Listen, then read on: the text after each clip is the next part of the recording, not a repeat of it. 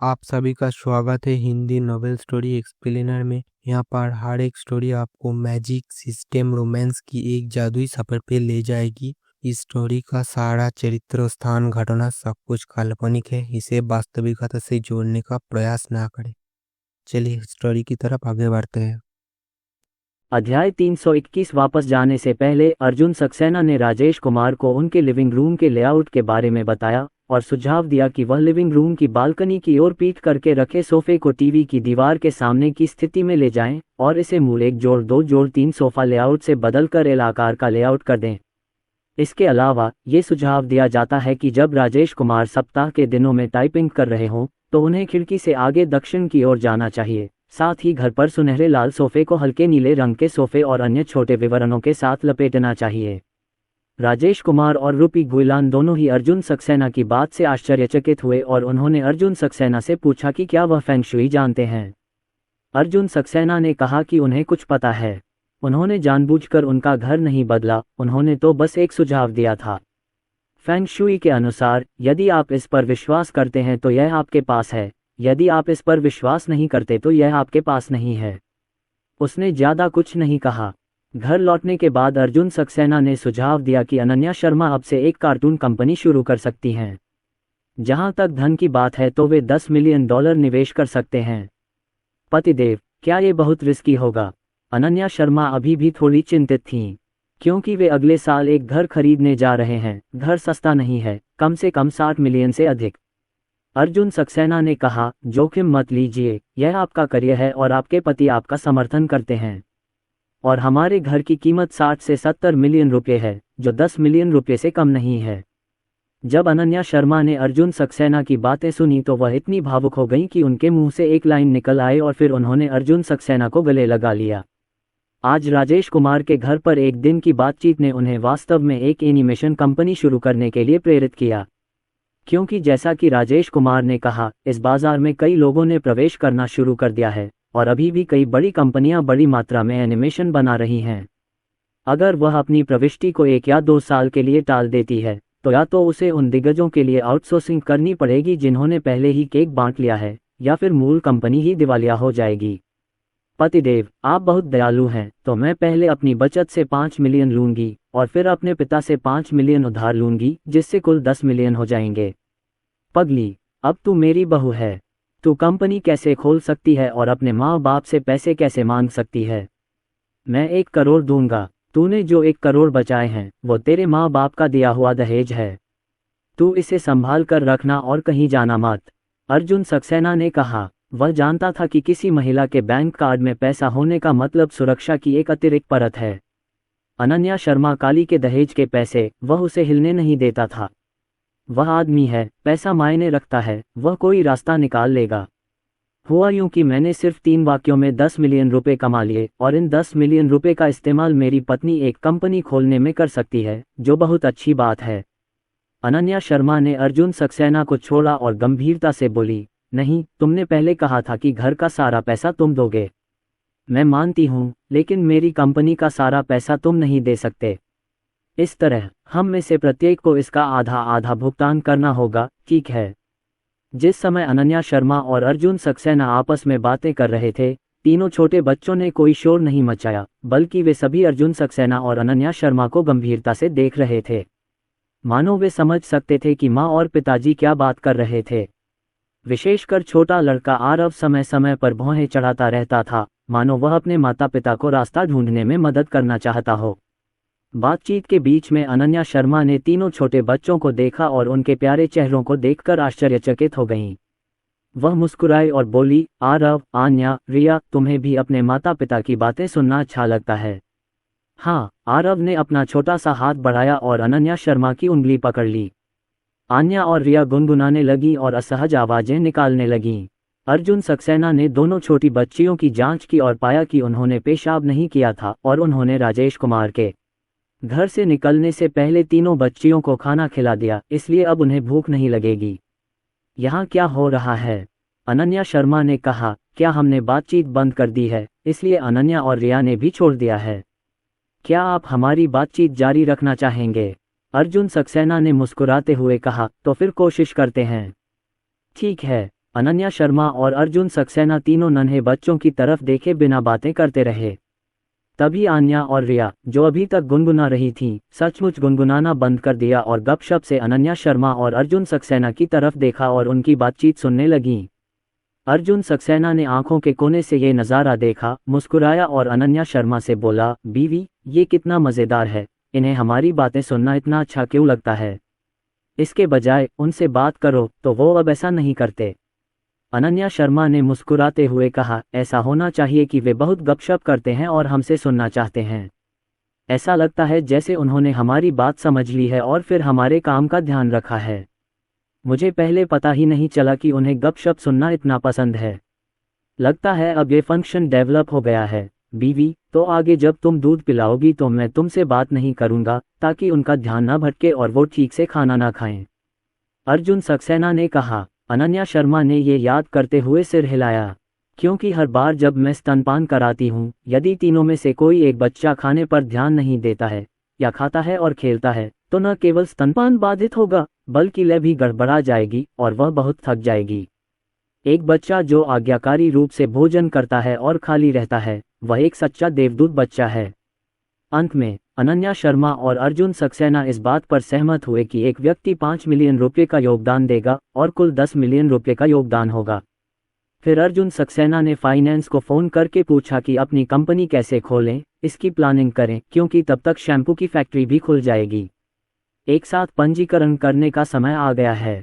शाम को डिनर के समय फाइनेंस कंपनी ने अर्जुन सक्सेना को बुलाया और उन्हें बताया कि उन्होंने अर्जुन सक्सेना के लिए सबसे अधिक कर कुशल योजना बनाई है। इसमें सबसे पहले देश वाय के केमैन द्वीप पर जाकर एक पारिवारिक कंपनी का पंजीकरण कराना होता है और फिर मुख्य परिचालन कंपनी को धारण करने के लिए पारिवारिक कंपनी का उपयोग करना होता है। फिर इस मुख्य परिचालन कंपनी का उपयोग हांगकांग द्वीप में नियंत्रण हिस्सेदारी रखने के लिए एक शेल कंपनी खोलने के लिए करें।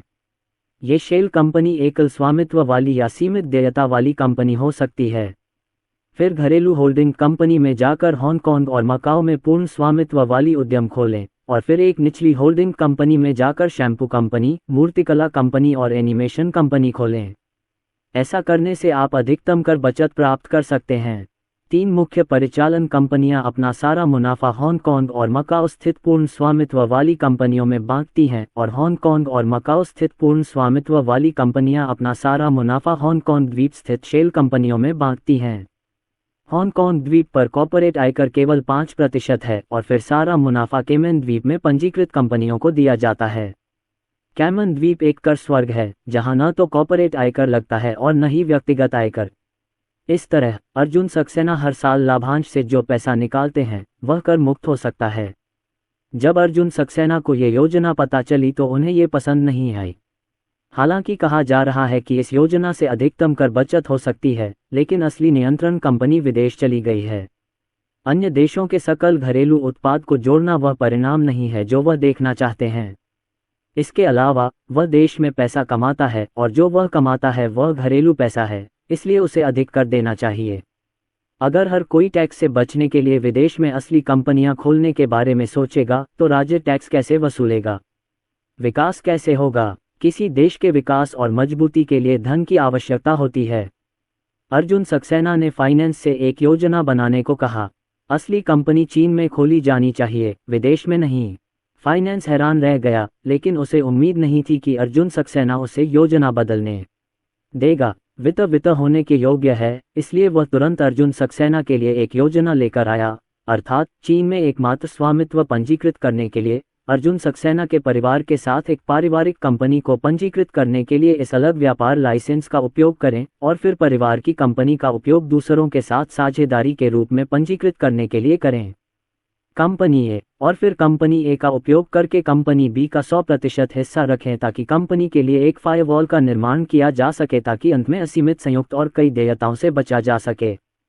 फिर कंपनी बी का उपयोग करके 3 मुख्य ऑपरेटिंग कंपनियों को पंजीकृत करें, अर्थात मूर्तिकला, शैम्पू और एनिमेशन। यदि उपविभाजित किया जाए तो आप उत्कीर्णन कंपनियों के साथ 3 कंपनियों को भी पंजीकृत कर सकते हैं, जैसे उत्कीर्णन उत्पादन कंपनी, उत्कीर्णन बिक्री कंपनी और डिजाइन उत्कीर्णन कार्य कंपनी। शैम्पू कंपनियों के लिए भी यही बात लागू होती है। आप शैम्पू कंपनियों का इस्तेमाल करके 3 कंपनियों का पंजीकरण भी करा सकते हैं। उदाहरण के लिए, शैम्पू बनाने वाली कंपनियों के पास सिर्फ कारखाने और मशीनरी व उपकरण होते हैं। यही बात एनिमेशन कंपनियों पर भी लागू होती है। ये भविष्य में वित्तपोषण और लिस्टिंग के लिए अनुकूल है। इनमें से एकल स्वामित्व को एक धनी कंपनी के रूप में इस्तेमाल किया जा सकता है। एकल स्वामित्व का पारिवारिक कंपनी के साथ व्यावसायिक लेन देन होता है। इस एकल स्वामित्व को उस क्षेत्र के अवसादग्रस्त क्षेत्रों में पंजीकृत किया जा सकता है जहां कर संग्रह को मंजूरी दी जा सकती है, और वार्षिक एकल स्वामित्व को 5 मिलियन के भीतर नियंत्रित किया जाता है। इस तरह, आपको हर साल उत्पादन और व्यावसायिक आयकर का केवल 1% -5% देना होगा, और आपको कोई कर देने की आवश्यकता नहीं है। आप सीधे पैसा अपनी जेब में डाल सकते हैं। बाकी पैसा पारिवारिक कंपनी में रखा जाता है और उसका उपयोग निवेश करने, घर खरीदने, कार खरीदने, उपभोग करने तथा स्टॉक वित्तीय उत्पाद आदि खरीदने में किया जाता है। इसके अलावा पारिवारिक कंपनियों को उनके वयस्क बच्चों या माता पिता के साथ स्थापित किया जाना चाहिए और उनकी पत्नियों के साथ स्थापित नहीं किया जा सकता है, अन्यथा उन्हें एक व्यक्ति असीमित देयता कंपनियों के रूप में माना जाएगा और असीमित संयुक्त और कई देनदारियों को वहन करना होगा।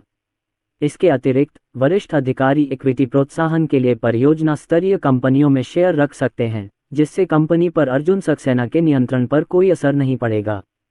इस तरह से कंपनी स्थापित करने से न केवल नियंत्रण की हानि से बचा जा सकता है, बल्कि करों से भी उचित रूप से बचा जा सकता है और जोखिम अलगाव प्राप्त किया जा सकता है। पिछली बार सक्सेना पिता और मां की स्थिति से बचने के लिए रेस्तरां कंपनी के दिवालिया होने से परिवार का दिवालियापन हो गया। अर्जुन सक्सेना की बात सुनकर उन्होंने सिर हिलाया और कहा कि इस पर विचार किया जा सकता है। फोन रखने के बाद अनन्या शर्मा ने कंपनी के निर्माण कार्य को कलम और कागज पर रिकॉर्ड किया। अर्जुन सक्सेना के साथ विश्लेषण करने के बाद दोनों ने महसूस किया कि कंपनी की इक्विटी संरचना बहुत अच्छी थी और अर्जुन के पिता द्वारा अनुशंसित वित्त वास्तव में दो ब्रश थे। जब अनन्या शर्मा ने कंपनी ए को देखा तो उसने पलकें झपकाईं और अर्जुन सक्सेना से बच्चे को देखने के लिए कहा और वह फोन करने चली गई। वह कमरे में गई और अपने पिता को बुलाया। सबसे पहले मैंने सुनील सक्सेना को बताया कि अर्जुन सक्सेना हाल ही में पैसा कमा रहे हैं, नक्काशी, भविष्य बताने और फेंग शुई से पैसा कमा रहे हैं और फिर एक शैम्पू फैक्ट्री शुरू करेंगे। फिर उन्होंने सुनील सक्सेना को अपने करियर की योजनाओं, एनिमेशन बाजार के बारे में अपनी आशावादिता और एक एनिमेशन कंपनी पंजीकृत करने के लिए अर्जुन सक्सेना के साथ 5 मिलियन रुपये का भुगतान करने की अपनी योजना के बारे में बताया। फिर उन्होंने गुप्त रूप से खुलासा किया कि उनके पास अभी भी पैसे की कमी है, क्योंकि उन्हें डर था कि एनिमेशन कंपनी द्वारा उत्पादित एनिमेशन की गुणवत्ता अच्छी नहीं होगी और उन्हें पैसे का नुकसान होगा। सुनील सक्सेना बोले, इसमें इतनी मुश्किल क्या है? पापा तो आप पर पैसा लगा देंगे। आपको एक साथ इतने सारे काम करने के लिए वास्तव में बहुत सारे पैसे की आवश्यकता होती है, और लैंगलैंग के शैम्पू का प्रभाव आपकी चाची और मौसी कहती हैं कि यह बहुत उपयोगी है। पिताजी ने आपके लिए 30 मिलियन का निवेश किया। जब अनन्या शर्मा ने यह सुना तो उसकी आंखें चमक उठीं और उसने मुंह पर ही कहा, पापा आप 30 मिलियन का निवेश करें, मुझे अर्जुन सक्सेना से इस बारे में बात करनी है। ठीक है, आप इस पर चर्चा कर सकते हैं। मुझे कंपनी में नियंत्रण हिस्सेदारी की ज़रूरत नहीं है, बस मुझे लाभांश दे दीजिए। ठीक है। इसके बाद अनन्या शर्मा ने फ़ोन रख दिया और अर्जुन सक्सेना से बात करने के लिए कमरे से बाहर आ गईं। फिर अनन्या शर्मा ने उनके पैसों का हिसाब लगाया और अर्जुन सक्सेना अपने खाते में जो पैसा ट्रांसफ़र कर सकते थे वह 11 मिलियन से अधिक था। अनन्या शर्मा के पास 12 मिलियन से अधिक क्रेडिट कार्ड हैं, संयुक्त रूप से 23 मिलियन से अधिक। आमतौर पर मुझे खर्च के लिए 3 मिलियन रखने होते हैं और कंपनी खोलने के लिए इस्तेमाल किया जा सकने वाला पैसा 20 मिलियन है। अनन्या शर्मा ने कहा, मैंने अपने पिताजी से 19.21 मिलियन डॉलर निवेश करने को कहा ताकि हम कंपनी के 51% शेयर अपने पास रख सकें और मेरे पिताजी के पास 49% शेयर हों। हम अपेक्षाकृत नियंत्रण में हैं और नियंत्रण हमारे हाथ में है। मेरे पिताजी ने यह भी कहा कि वे केवल लाभांश का भुगतान करते हैं, नियंत्रण मत लो। फिर हम साझेदारी कंपनी ए का उपयोग करते हैं, कंपनी बी को पंजीकृत करते हैं और कंपनी बी का उपयोग शैम्पू कंपनी और एनिमेशन कंपनी को पंजीकृत करने के लिए करते हैं। जहां तक उत्कीर्णन कंपनी की बात है, मुझे नहीं लगता कि उसे अलग से पंजीकृत कराने की ज़रूरत है, क्योंकि हम जो करते हैं वह पूरी तरह से हाथ से नक्काशी का काम है। इसमें कोई जोखिम नहीं है और इसमें ज़्यादा निवेश की ज़रूरत नहीं है। आप सनकिंझाई को हमारा एकमात्र स्वामित्व मान सकते हैं और फिर हम सनकिंझाई का इस्तेमाल हमारे साथ सहयोग करने के लिए करेंगे। आपके पिता ने एक पारिवारिक कंपनी पंजीकृत की और कंपनी ए की स्थापना के लिए मेरे पिता के साथ साझेदारी करने हेतु पारिवारिक कंपनी का इस्तेमाल किया। तो हमारी कंपनी संरचना स्थापित है। लगभग $40 मिलियन के साथ हम शैम्पू फैक्ट्री और एनिमेशन कंपनी दोनों को बड़ा बना सकते हैं। अर्जुन सक्सेना ने कहा, हाँ, आप अपने पिता को फ़ोन करें और मैं अपने पिता को फ़ोन करके इसके बारे में बताऊंगा। इस समय पिताजी सक्सेना खरीदी हुई मशीनरी और उपकरण लेकर लखनऊ लौट आए हैं और इन दिनों फैक्ट्री का काम देख रहे हैं। जब अर्जुन सक्सेना ने पिताजी सक्सेना को वीडियो कॉल किया तो पिताजी सक्सेना को अर्जुन सक्सेना से कुछ कहना था। पिछले कुछ दिनों में उसने 1 दर्जन से ज़्यादा फैक्ट्रियां देखी हैं और 2 उसे पसंद आ गई हैं। उसने अभी तक सोचा नहीं है कि आखिर में किसे चुने। वह चाहता है कि अर्जुन सक्सेना फैसला ले। दोनों ने पहले फैक्ट्री के बारे में बात की और अंततः एक फैक्ट्री पर चर्चा कर सहमति बनी। फिर अर्जुन सक्सेना ने पिताजी सक्सेना को कंपनी रजिस्टर करने के बारे में बताया। पिताजी सक्सेना ने ध्यानपूर्वक सुना और नोट्स लिए। अंत में कागज पर शेयरधारिता संरचना को देखते हुए उन्होंने सिर हिलाया और कहा, हाँ, यदि आपके पिता और मैंने उस समय यही काम किया होता तो हमारे परिवार का जीवन इतना कठिन नहीं होता। लैंग, आपको पंजीकृत पूंजी भरनी होगी, इसे लापरवाही से न भरें और यह पंजीकृत पूंजी जितनी अधिक होगी उतना ही बेहतर होगा, क्योंकि जब सीमित देयता कंपनी दिवालिया हो जाती है, यदि पंजीकृत पूंजी पर्याप्त नहीं है तो आपको दिवालिया होने पर पंजीकरण करने की आवश्यकता होती है। पूंजी एक सीमित देयता कंपनी का दिवालियापन पंजीकृत पूंजी के दिवालियापन पर आधारित है और कंपनी के ऋण कंपनी के दिवालियापन की घोषणा करने के लिए पंजीकृत पूंजी से अधिक हैं और अतिरिक्त भाग को शेयरधारकों द्वारा चुकाने की आवश्यकता नहीं है। ठीक है पापा, मुझे याद है। समय आने पर मैं विस्तृत स्थिति के लिए वित्त विभाग से सलाह लूंगा। ठीक है, जब भी तुम्हें पिताजी से कोई दस्तावेज चाहिए हो तो तुम पिताजी को फ़ोन कर सकते हो और पिताजी उसे एक्सप्रेस द्वारा तुम्हारे पास भेज देंगे। अब कंपनी खोलने के लिए कई जगहों पर इसे संभालने के लिए किसी कानूनी व्यक्ति की उपस्थिति की आवश्यकता नहीं होती है। अर्जुन सक्सेना ने पिता सक्सेना से कंपनी शुरू करने के बारे में बात की और अनन्या शर्मा ने भी सुनील सक्सेना से बात की। सुनील सक्सेना ने $19.21 मिलियन का निवेश किया, जो 49% शेयरों के बराबर है। इन बातों पर चर्चा करने के बाद अर्जुन सक्सेना ने फाइनेंस को फ़ोन किया और अपनी बात बताई। वित्त ने कहा कि हाँ, लेकिन स्वनियोजित सांकिंझाई को रद्द करने और इसके बजाय एकमात्र स्वामित्व पंजीकृत करने की सिफारिश की जाती है और फिर लू प्रांत के बंधुआ क्षेत्र में एकमात्र स्वामित्व पंजीकृत किया जाता है, जिसे कर संग्रह के लिए अनुमोदित किया जा सकता है और यह कर अवसाद है, इसे स्थापित करने और नक्काशी करने के लिए। कंपनी हालांकि लू प्रांत के बैंक में खाता खोलने के लिए किसी कानूनी व्यक्ति को मौके पर ही खाता खोलने की आवश्यकता होती है और अन्य क्षेत्र उनकी ओर से इसे संभाल सकते हैं। लू प्रांत में एकल स्वामित्व पर कर को 0.5% से 2.9% के बीच घटाया जा सकता है। मुंबई में स्वनियोजित व्यक्तियों की तुलना में कर बचत प्रभाव अधिक है। अर्जुन सक्सेना ने कहा, हाँ, चूंकि मुंबई लू प्रांत से हवाई जहाज से ज़्यादा दूर नहीं है, इसलिए वहां पहुंचने में केवल 1 घंटे से अधिक समय लगता है। कंपनी शुरू करने के विषय पर चर्चा के बाद अर्जुन सक्सेना और अनन्या शर्मा ने एनिमेशन कंपनी की स्थिति पर चर्चा की।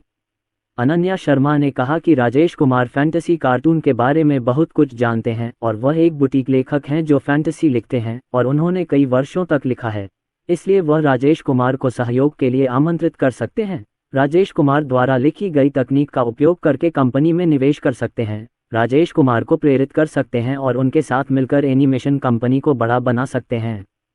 अर्जुन सक्सेना का मानना है कि यह सुझाव अच्छा है। इस बारे में बात करने के लिए राजेश कुमार को फ़ोन करें। राजेश कुमार की बात सुनकर उन्हें बेहद आश्चर्य हुआ। लांग, क्या आप चाहते हैं कि मैं टेक्नोलॉजी में निवेश करूं? खैर अंकल झांग, आप फैंटेसी वेब लेखों के बारे में हमसे ज़्यादा जानते हैं और आप थोड़े भगवान भी हैं, लेकिन मुझे नहीं पता कि आपका कोई अनुबंध है या नहीं। अर्जुन सक्सेना ने कहा, मेरा एक अनुबंध है। मेरे द्वारा पहले लिखे गए पाठ का कॉपीराइट मेरे पास नहीं है। ये सब भारतीय वेबसाइट पर है, लेकिन मेरे पास अभी आधा साल बाकी है और दीर्घकालिक अनुबंध समाप्त हो जाएगा। मैं पहले आपके हस्ताक्षर करने के लिए आपकी चाची रूपी के आईडी कार्ड का उपयोग कर सकता हूँ। जब मेरा दीर्घकालिक अनुबंध समाप्त हो जाएगा तो मैं आपके साथ हस्ताक्षर करने के लिए अपने आईडी कार्ड का उपयोग कर सकता हूँ और मैं हमारे सकल में आपका विज्ञापन भी कर सकता हूँ। अर्जुन सक्सेना ने कहा, ठीक है झांग अंकल, मुझे इन दिनों एक कंपनी रजिस्टर करवानी है। पहले शुरुआत के बारे में सोचो। चलो कार्टून के 12 एपिसोड के साथ पानी पर कोशिश करते हैं। राजेश कुमार बेहद उत्साहित थे। ठीक है अर्जुन, अगर तुम अंकल पर इतना विश्वास करते हो तो अंकल तुम्हें निराश नहीं करेंगे। अंकल जरूर बेहतरीन काल्पनिक और दिखावटी पाठों का समावेश करेंगे और इससे तुम्हारे पैसे भी बचेंगे और साथ ही एक ऐसी किताब जो परिणाम देती है। इसके अलावा मैं पटकथा लेखन का भी अध्ययन करूंगा ताकि लेखन समाप्त करने के बाद भी मैं स्वयं एक पटकथा लेखक रह सकूं, ताकि आपको अतिरिक्त पटकथा लेखक खोजने की आवश्यकता न पड़े। मैं शुरुआती और आखिरी गाने के बोल लिख सकता हूं। अगर ये लेखन का काम है तो मुझे इसे देने में कोई दिक्कत नहीं है। आपको मूल कलाकारों, संगीत, कला आदि पर अधिक ध्यान देने की आवश्यकता है। अच्छा है, अनन्या शर्मा इन सभी चीज़ों को संभाल सकती हैं क्योंकि वह एनिमेशन प्रोडक्शन की पढ़ाई कर रही हैं और जानती हैं कि इन क्षेत्रों में लोगों की भर्ती कैसे की जाती है। अगले दिन अर्जुन सक्सेना और फाइनेंस एक एकल स्वामित्व पंजीकृत करने के लिए लू प्रांत के लिए रवाना हुए। उस दिन अर्जुन सक्सेना ने बैंक खाता खुलवाया और वापस लौट आए तथा बाकी वित्तीय मामलों का ध्यान रखा गया। एकमात्र स्वामित्व उद्यम पंजीकृत होने के बाद सांकिंझाई के स्वनियोजित मालिक को रद्दीकरण के लिए प्रस्तुत किया जाएगा। एकमात्र स्वामित्व का नाम अभी भी संकिंझाई ही है क्योंकि संकिंझाई का ट्रेडमार्क उसके हाथों में है, इसलिए वह इस नाम का उपयोग कर सकता है। अगले दिन 8 सितंबर सोमवार शिशुओं को समीक्षा के लिए अस्पताल ले जाने का दिन था। पिछली बार आन्या और रिया की मांसपेशियों में बहुत ज्यादा तनाव था। इस महीने उन्होंने और अनन्या शर्मा ने उन्हें बहुत महत्व दिया और जब भी वे खाली होते अपनी 2 छोटी बच्चियों को निष्क्रिय व्यायाम कराने ले जाते। इन दिनों उन्होंने और अनन्या शर्मा ने 2 छोटे बच्चों को देखा है। सामान्य बड़े बच्चों की तरह ही मोबाइल फोन पर उच्च मांसपेशियों में तनाव का कोई लक्षण बिल्कुल नहीं पाया गया है। हालांकि अनन्या शर्मा अभी भी थोड़ी चिंतित थीं। अर्जुन सक्सेना ने उसका कंधा थपथपाया और कहा कि चिंता मत करो, आन्या और रिया निश्चित रूप से ठीक हैं। इस बार उन्होंने मुंबई के सर्वश्रेष्ठ प्रसूति एवं शिशु देखभाल अस्पताल रेड हाउस को चुना। यहाँ के बाल रोग विशेषज्ञ बहुत पेशेवर हैं। तीनों छोटे बच्चों की पूरी मेडिकल जांच की गई। विशेषकर जब शिशुओं की मांसपेशियों में तनाव की जांच करने का समय आया तो अनन्या शर्मा स्पष्ट रूप से घबरा गई थीं और उनकी नज़रें दोनों छोटी बच्चियों पर टिकी हुई थीं। कुछ जांचों के बाद डॉक्टर ने रिजल्ट शीट जारी की और बताया कि आरव की मांसपेशियों की टोन सामान्य थी, जबकि आन्या और सांबाव की मांसपेशियों में तनाव थोड़ा अधिक था, लेकिन कोई बड़ी समस्या नहीं थी। चूंकि बच्चा अभी छोटा है, इसलिए मांसपेशियों की टोन थोड़ी अधिक होना सामान्य बात है और यह कुछ महीनों में सामान्य हो जाएगी। अनन्या शर्मा और अर्जुन सक्सेना घर लौटने के बाद उन्हें निष्क्रिय व्यायाम कराने के लिए ले जाएं और शिशुओं को अधिक तैरने दें, जिससे मांसपेशियों में तनाव कम करने में मदद मिलेगी। अनन्या शर्मा ने अपने गृहनगर में शिशुओं की शारीरिक जांच रिपोर्ट निकाली और उसे डॉक्टर को दिखाया तथा उनसे ये देखने में मदद करने को कहा कि क्या अनन्या और सांबाव की मांसपेशियों में तनाव कम हुआ है या उसमें सुधार हुआ है। डॉक्टर ने देखने के बाद कहा कि इसमें काफ़ी सुधार हुआ है, अब ये स्थिति सामान्य है। पिछली बार मिले आंकड़ों की बात करें तो शिशुओं पर ध्यान देना वाकई ज़रूरी है। अब आप निश्चिंत हो सकते हैं, चिंता न करें। डॉक्टर की बात सुनकर अनन्या शर्मा ने राहत की सांस ली, सिर हिलाया और फिर खुशी से अर्जुन सक्सेना की ओर देखा। अर्जुन सक्सेना ने उसे अपनी बाहों में ले लिया और धीरे से उसकी पीठ थपथपाई। उसने भी राहत की सांस ली। आज की शारीरिक जांच में ऊंचाई, वजन, सिर की परिधि आदि का नियमित माप शामिल है। 1 महीने पहले की तुलना में सिर को ऊपर उठाने और पलटने के अवलोकन जैसी चीजें भी शामिल की गई हैं। आरव के वजन से पता चला कि पिछली बार उसका वजन ज्यादा था। इस बार अपने खाने पीने पर नियंत्रण रखने के बाद उसका वजन सामान्य हो गया। घर जाते हुए अनन्या शर्मा ने अर्जुन सक्सेना से कहा कि वह नहीं चाहती कि बच्चे भविष्य में ड्रैगन या फीनिक्स बने। जब तक वे स्वस्थ और सुरक्षित बड़े होंगे, बिना किसी गंभीर बीमारी या आपदा के, तब तक वह निश्चिंत रहेंगी। जहां तक छोटी मोटी बीमारियों और आपदाओं का सवाल है, एक इंसान के रूप में जीवन बहुत लंबा और अपरिहार्य है। यदि आप बीमार नहीं होंगे तो आप ठीक रहेंगे। अर्जुन सक्सेना ने कहा, चिंता न करें, मैंने अपने किराए के घर में फेंग शुई पैटर्न भी बदल दिया है और हमारा परिवार स्वस्थ और सुरक्षित रहेगा। कम से कम कोई आपदा तो नहीं होगी। जहां तक सर्दी, जुकाम और बुखार जैसी छोटी मोटी बीमारियों का सवाल है तो यह अपरिहार्य है, क्योंकि ये छोटी मोटी बीमारियां भी बीमार होने पर उनके शरीर की प्रतिरोधक क्षमता को बढ़ा देती हैं। अनन्या शर्मा ने सिर हिलाया। 2 दिन बाद राहुल मेहता और अन्य लोग शाम को अर्जुन सक्सेना के घर आए। इस बार राहुल मेहता अपनी गर्लफ्रेंड जेड को साथ लेकर आए।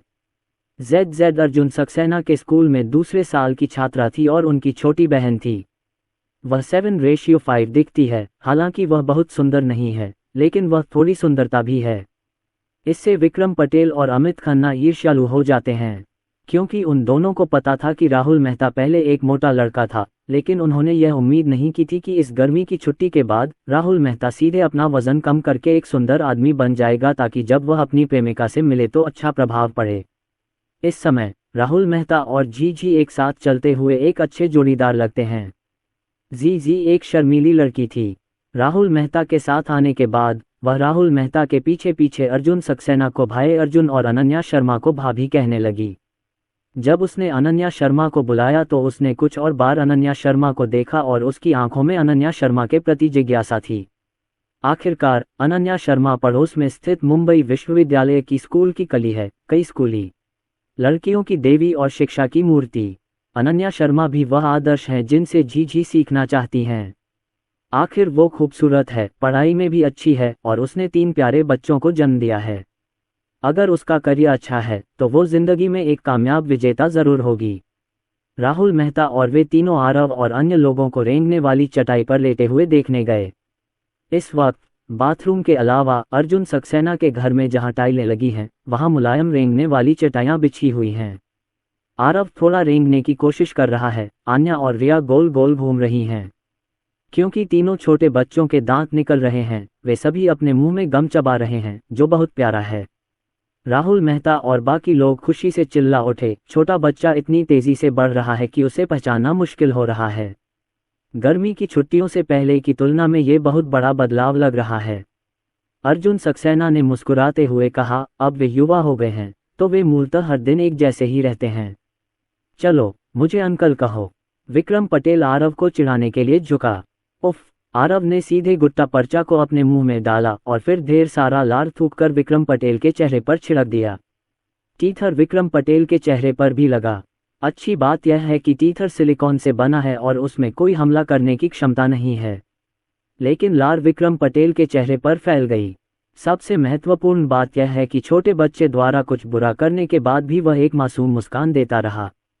विक्रम पटेल को असहाय देखकर राहुल मेहता और अमित खन्ना खुलकर हंस पड़े। अनन्या शर्मा ने आरव से कहा कि वह लोगों को खुश करके उन्हें शिक्षित नहीं कर सकता। अर्जुन सक्सेना विक्रम पटेल को चेहरा धुलवाने के लिए बाथरूम में ले गए। कॉलेज के तीसरे वर्ष के छात्रों के एक समूह ने अनन्या शर्मा को ये कहते हुए सुना कि बच्चा इतना फूला हुआ है क्योंकि उसके दांत लंबे हैं और उसके मसूड़ों में खुजली होती है, इसलिए वह थूकना पसंद करता है और बेहतर होगा कि उन्हें टीथर दिया जाए। इतना कहकर अनन्या शर्मा आरव के दांत साफ करने जा रही थीं और फिर उसे खाने के लिए कुछ नया देने वाली थीं। दांत साफ करते समय अनन्या शर्मा ने 2 सफ़ेद दांत देखे और वह आश्चर्य से अर्जुन सक्सेना से चिल्लाई, अर्जुन सक्सेना, आरव के दांत उगाए हैं।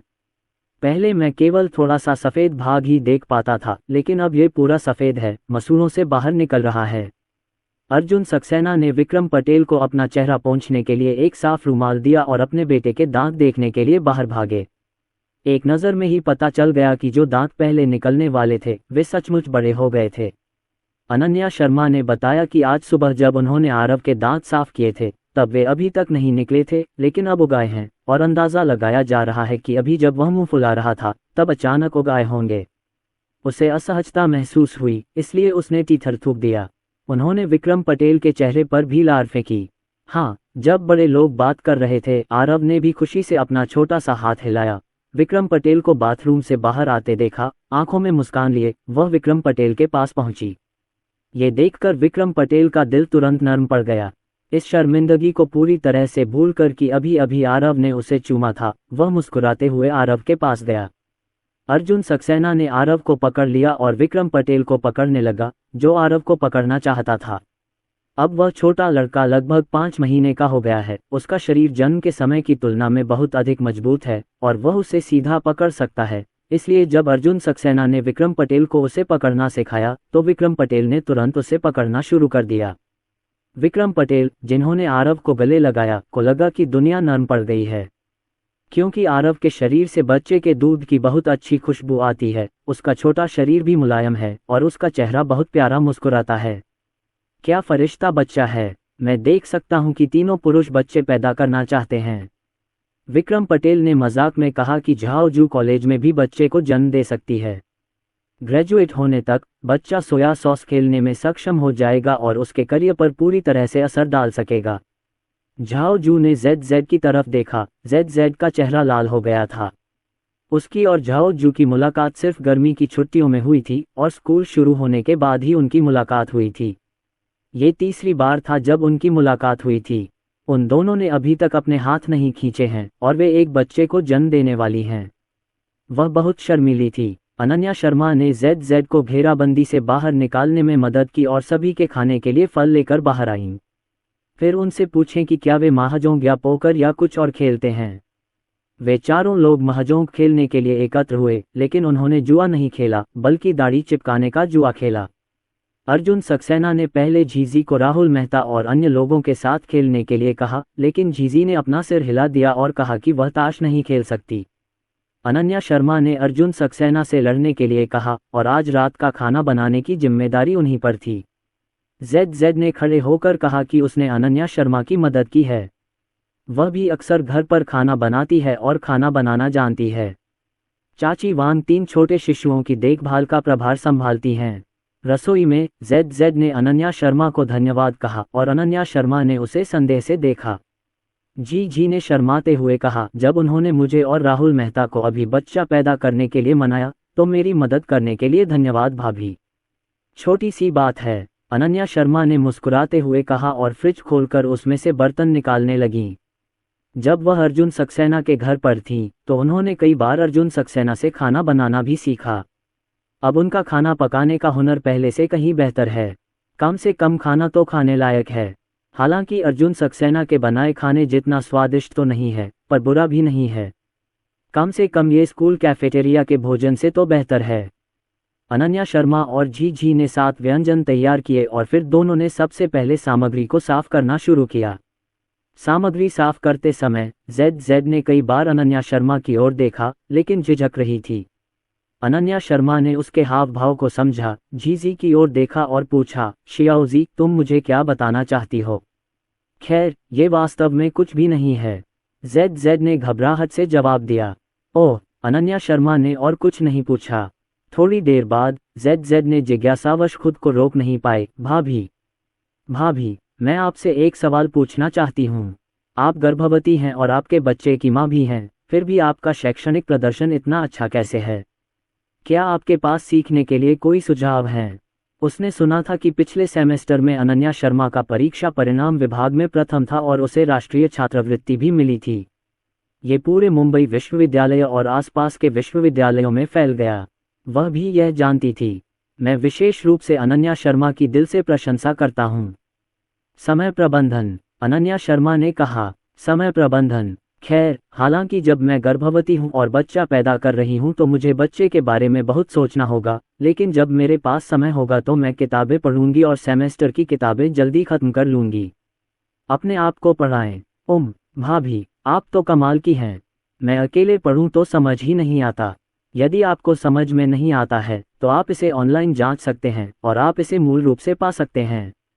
क्या आप अभी भी ऑनलाइन जांच कर सकते हैं? हाँ, मैंने सीख लिया, धन्यवाद भाभी। छोटा सा विचार।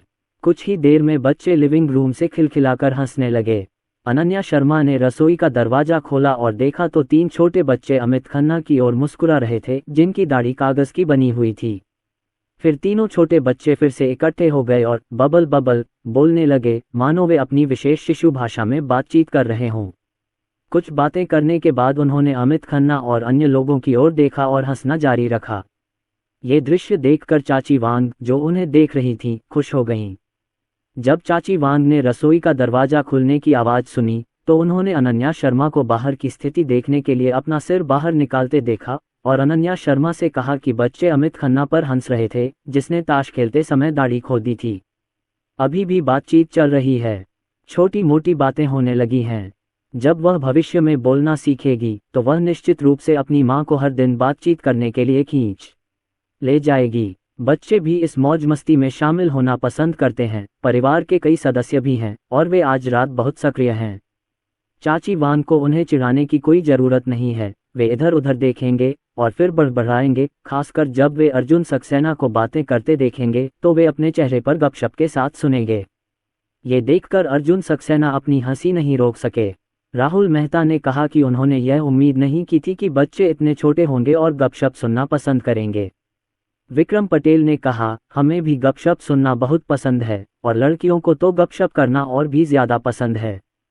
मैंने अपनी कक्षा की एक लड़की से सुना है कि जब वे छात्रावास में दूसरों के बारे में गपशप करती हैं तो वे रात के खाने से लेकर रात के 11 बजे तक, जब बत्तियां बुझ जाती हैं, बातें कर सकती हैं। उसके बाद मुझे तब तक बातें करनी पड़ती हैं जब तक मुझे नींद नहीं आ जाती और मुझे बिस्तर पर जाना पड़ता है, इसलिए मैं आराम करता हूँ। अमित खन्ना ने कहा, बच्चे बहुत प्यारे हैं, मैं जाकर उन्हें चिढ़ाऊंगा। अर्जुन सक्सेना ने अमित खन्ना को रोका, मत जाओ, ये तो बस हमारी गप्पें सुनना चाहते हैं। जब गप्पें नहीं सुननी हैं तो चलो इन्हें छेड़ते हैं, वरना ये रोएंगे। अमित खन्ना के तीनों साथी असमंजस में अर्जुन सक्सेना की ओर देखने लगे, क्या कुछ और है? अर्जुन सक्सेना ने उन्हें बताया कि जब वह और अनन्या शर्मा कुछ दिन पहले किसी चीज़ के बारे में बात कर रहे थे तो तीनों छोटे लड़के बहुत ध्यान से सुन रहे थे और फिर उन दोनों ने सोचा कि वे प्यारे हैं, इसलिए वे उन्हें चिढ़ाने गए और फिर अनन्या और रिया रोईं। कोई फर्क नहीं पड़ता कि आप इसे कैसे मनाते हैं, आप इसे अच्छी तरह से मना नहीं सकते। जब तक वह और अनन्या शर्मा फिर से बातचीत करने लगे तब तक उन्होंने रोना बंद नहीं किया और जिज्ञासा के साथ उनकी और अनन्या शर्मा की बातें सुनी। अर्जुन सक्सेना की बात सुनकर अमित खन्ना और तीनों बहुत आश्चर्यचकित हुए और कहा कि यह अविश्वसनीय था और ऐसा लग रहा था कि बच्चे को लाने की प्रक्रिया में कई नई और दिलचस्प चीजें थीं। विक्रम पटेल ने एक बार फिर सुझाव दिया कि राहुल मेहता को जल्दी करना चाहिए और एक बच्चे को जन्म देना चाहिए। राहुल मेहता ने रसोई की दिशा में देखा और उन्हें कुछ भी न कहने के लिए कहा, ये कहते हुए कि जेड पतली चमड़ी वाली थी और दोनों ने अभी बात करना शुरू किया था और उन्होंने अपने हाथों को एक साथ नहीं खींचा था। अमित खन्ना बोले, 2 महीने से बात हो रही है, अभी तक हाथ नहीं मिलाया। तो फिर जल्दी मत करो अप्रेंटिस करने में। प्रशिक्षुता, राहुल मेहता ने सोचा। विक्रम पटेल मुस्कुराए और अर्जुन सक्सेना की ओर अपनी ठुड्डी उठाए, क्या ये रेडीमेड शिक्षक नहीं है? अगर आप भाई अर्जुन का आधा भी सीख लें तो आपको अपनी दावत खाने के लिए ग्रेजुएशन तक इंतज़ार नहीं करना पड़ेगा। हो सकता है कि आप इसी साल अपनी दावत खा पाएं। इस रात अर्जुन सक्सेना के घर में बहुत चहल पहल थी और बीच बीच में बच्चों की किलकारियां सुनाई दे रही थीं। शाम को राहुल मेहता और अन्य लोगों को विदा करने के बाद आंटी वांग ने घर का काम समेट लिया। अर्जुन सक्सेना और अनन्या शर्मा ने बच्चों को नहलाया। परिवार बिस्तर पर खेल रहा है। अर्जुन सक्सेना ने अनन्या शर्मा से अगले दिन के बारे में बात की। वह आज घर पर pelvic flow muscle repair training कर सकती हैं। मैं बाद में करूंगी। अनन्या शर्मा ने सिर हिलाया। उसे भी याद आया, क्योंकि यह बात महत्वपूर्ण है। क्या आप चाहते हैं कि मैं आपकी मदद करूं? इस समय घर पर 3 नन्हे प्यारे बच्चों यानी उनके पति पत्नी के अलावा कोई बाहरी नहीं है। नहीं, अनन्या शर्मा गईं। ठीक है, मैं कल भारतीय दवा खरीदने जा रही हूं और मैं स्ट्रेच मार्क्स पर गर्मी लगाना शुरू कर दूंगी और वहां आपकी मालिश करूंगी। आपका गर्भाशय ठीक हो गया है और सिजेरियन सेक्शन का चीरा भी ठीक हो गया है। अब आप अपने पेट की मालिश कर सकती हैं और इससे आपको कोई असर नहीं होगा। इससे पहले अर्जुन सक्सेना अनन्या शर्मा के लिए स्ट्रेच मार्क्स हटाने की जल्दी में नहीं थे, क्योंकि अनन्या शर्मा अभी भी गर्भाशय और घावों को ऊपर उठाने की स्थिति में थी और सब कुछ मुख्य रूप से शरीर को ऊपर उठाने के बारे में था। अब जन्म को लगभग 5 महीने हो चुके हैं। जब अनन्या शर्मा पिछली बार जांच के लिए अस्पताल गई थी तो पेल्विक फ्लो की मांसपेशियों में आराम के अलावा गर्भाशय और पेट के चीरे भी ठीक हो गए थे। आप उचित मालिश करना शुरू कर सकते हैं। जब अनन्या शर्मा ने अर्जुन सक्सेना से यह बात सुनी तो उन्हें लगा कि अर्जुन सक्सेना ने उन्हें पहले भी बताया था कि वह स्ट्रेच मार्क्स से छुटकारा दिलाने में उनकी मदद कर सकते हैं। उस समय उसे लगा कि अर्जुन सक्सेना उसे दिलासा दे रहे हैं। बाद में जब अर्जुन सक्सेना ने उसके गर्भाशय चीरा डायवर्टिकुलम को पूरी तरह से ठीक कर दिया और उसकी मां को जिद्दी कमर की मांसपेशियों के खिंचाव से ठीक कर दिया जो कई वर्षों से उलझा हुआ था, तो उसे पता चला कि अर्जुन सक्सेना वास्तव में चिकित्सा कौशल में सक्षम था। उसकी आंखें चमक उठीं और उसने पूछा, क्या हम कल से शुरू कर सकते हैं? ठीक है। वह बहुत उम्मीद करती हैं कि उनके पेट पर खिंचाव के निशान जल्द से जल्द गायब हो जाएंगे और उनकी त्वचा फिर से गोरी और कोमल हो जाएगी। क्योंकि हर बार जब वह नहाती थी तो जब वह अपने पेट पर केंचुओं जैसे बैंगनी रंग के निशान देखती थी तो वह उन्हें देखने की हिम्मत नहीं करती थी। यदि आप इसे नहीं देखेंगे तो कोई मनोवैज्ञानिक तनाव नहीं होगा। अब अर्जुन सक्सेना उनके स्ट्रेच मार्क्स हटाना चाहते हैं और वह इसके लिए उत्सुक हैं। अगले दिन अर्जुन सक्सेना को सुनील सक्सेना का फोन आया, उन्हें डिनर पर आमंत्रित किया और पूछा कि क्या वह फ्री हैं। कहा कि पिछली बार तांग शियानर की चालों का पर्दाफाश करने के लिए वह उनके आभारी हैं। अब जब वह अपने बेटे को म्यांमार से वापस ले आए हैं तो उनका बेटा भी तांग शियानर को पहचानता है। बात बस इतनी है कि उनके बेटे की हालत बहुत अच्छी नहीं है और वह अर्जुन सक्सेना से अपने बेटे की हालत देखने में मदद मांगना चाहते हैं। देखिए कैसे सुलझाते हैं अपने बेटे की ये गुत्थी। पिछली बार सुनील सक्सेना ने सीधे अर्जुन सक्सेना को 1 करोड़ का फ़ोन किया था। हुआ यूं कि अर्जुन सक्सेना दोपहर के समय फ्री थे और उन्होंने सुनील सक्सेना से अपॉइंटमेंट ले लिया था। उसने फ़ोन रख दिया और तीनों बच्चों को चाची वांग को उनकी देखभाल करने के लिए सौंप दिया और खुद बाहर चला गया। रेस्तरां अभी भी पिछले भोजन से भरा हुआ है क्योंकि इस रेस्टोरेंट में खाना अच्छा है। सबसे खास बात यह है कि यह अर्जुन सक्सेना स्कूल के सबसे नज़दीक का रेस्टोरेंट है। इसके अलावा पिछली बार सुनील सक्सेना और अर्जुन सक्सेना यहाँ आए थे और उन्हें इस होटल के बारे में अच्छी जानकारी थी। इसलिए मैंने अर्जुन सक्सेना से इस रेस्तरां में दोबारा खाना खाने के लिए कहा। जब अर्जुन सक्सेना ने सुनील सक्सेना और शी लिनमिंग को देखा तो शी लिनमिंग थोड़ा खोया हुआ सा लगा। ये स्थिति सामान्य ब्रेकअप के बाद की स्थिति जैसी होती है, खासकर जब शी लिनमिंग को पता चला कि उसे तांग जियान एर ने धोखा दिया है। तो ये कहा जा सकता है कि पहले उसने कितना प्यार किया था, अब उसे कितना दुख हुआ। मास्टर किन, कृपया इधर आइए। अर्जुन सक्सेना को अंदर आते देख सुनील सक्सेना तुरंत उठे और मुस्कुराते हुए अर्जुन सक्सेना की कुर्सी खींचकर अर्जुन सक्सेना को अपनी जगह पर बैठने का अभिवादन किया। फिर मैंने अर्जुन सक्सेना को धन्यवाद कहा, लेकिन मैंने तांग जियान एर का ज़्यादा जिक्र नहीं किया और अर्जुन सक्सेना को भाग्य कथन और फेंग शुई के बारे में बताया। क्योंकि सुनील सक्सेना इन बातों में विश्वास रखते थे, इसलिए जब भी वे खाली होते तो इनका अध्ययन भी करते थे। जिपिंग जेनक्वान और गुओ लाओशिंगजोंग से लेकर यी माओ और यी यिन तक अर्जुन सक्सेना के साथ बातचीत करते हुए मुझे जितना ज़्यादा लगता है कि अर्जुन सक्सेना इन किताबों के जानकार हैं और उन्हें इनकी समझ है, उन चंद फेंग शुई ज्योतिषियों से कहीं ज़्यादा जिन्हें वह पहले जानते थे। इसके अलावा अर्जुन सक्सेना ने वीडियो के माध्यम से ही उन्हें तांग जियान एर की स्थिति को समझने में मदद की और वह अर्जुन सक्सेना से और भी अधिक प्रभावित हुए। जब वह अर्जुन सक्सेना से बातें कर रहा था तो उसके बगल में बैठा शी लिनमिंग सिर झुकाए ऐसे खा रहा था मानो पूरी दुनिया में अकेला वही हो। वह सुन नहीं पा रहा था कि सुनील सक्सेना और अर्जुन सक्सेना क्या बातें कर रहे हैं। इस समय सुनील सक्सेना ने अपने बेटे शी लिनमिंग के बारे में बात की। वह अपने खोए हुए बेटे को देखने के लिए मुड़ा, आहभरी और चिंतित होकर अर्जुन सक्सेना से कहा, मास्टर किन, आपने भी देखा है, मेरा बेटा अब कई दिनों से ऐसा ही है। जब से उसे पता चला कि तांग जियान एर एक ट्रांसजेंडर व्यक्ति है और वह बाहर धोखा दे रहा है, तब से वह बहुत खोया हुआ है। चाहे मैं उसे चिकन सूप के बारे में कुछ भी बताऊं या उसे किसी खूबसूरत गर्लफ्रेंड से मिलवाऊं, उसे कोई दिलचस्पी नहीं है। मास्टर किन, क्या आप मेरे बेटे को ये गणना करने में मदद कर सकते हैं कि उसके आड़ू के फूल कब आएंगे? मेरा मानना है कि किसी व्यक्ति के लिए टूटे हुए प्यार से छुटकारा पाने का सबसे अच्छा तरीका एक नए रिश्ते में निवेश करना है। जब सुनील सक्सेना ने ये शब्द कहे तो शी लिनमिंग ने उनकी ओर नहीं देखा, बल्कि उसने अपना सिर नीचे झुका लिया और खुद को खाने लगा। अर्जुन सक्सेना ने सुनील सक्सेना से कहा और उनसे शी लिनमिंग का जन्मदिन बताने को कहा। उसने देखा सुनील सक्सेना ने शी लिनमिंग का जन्मदिन पहले से ही तैयार कर रखा था, इसलिए जैसे ही अर्जुन सक्सेना ने कहा उन्होंने उसे निकाल लिया। अर्जुन सक्सेना ने शी लिनमिंग के जन्मदिन को देखा और उनके दिमाग ने तुरंत गणना कर ली। शी लिनमिंग के चेहरे के साथ संयुक्त 5 मिनट में अर्जुन सक्सेना ने सुनील सक्सेना से कहा, आज वह अपने झेंग ताहुआ से मिल सकते हैं। जैसे ही वह बात कर रहा था, बक्से का दरवाजा खुल गया और एक वेट्रेस अंदर आई। वेटर ताज़ा जूस देने आया। बॉस, मक्के का जूस और लाल खजूर का जूस आ गया है, मैं आपके लिए डाल देता हूँ। वेटर ने विनम्रता और मानक भाव से मुस्कुराते हुए कहा। फिर उसने गिलास उठाया और जूस डालना शुरू कर दिया। दरवाजे की स्थिति के कारण वहां शी लिनमिंग बैठी हुई थी। जब वेटर ने जूस का दूसरा गिलास डाला तो उसकी जेब में रखा मोबाइल फ़ोन बज उठा, जिससे वह चौंक गई। उसका हाथ कांपने लगा और उसके हाथ में जूस का जग हिल गया और गलती से जूस शी लिनमिंग की पतलून की टांगों पर गिर गया। क्योंकि यह रस ताज़ा पीसा जाता है, इसलिए इसका तापमान अभी भी बहुत अधिक है, लगभग 50 या 60 डिग्री। यदि इसे किसी व्यक्ति के पैर पर डाला जाए तो यद्यपि यह जलेगा नहीं, परंतु सामान्य व्यक्ति उछल पड़ेगा। लेकिन शी लिनमिंग उस पल अपना होश खो बैठा और जूस से झुलस गया।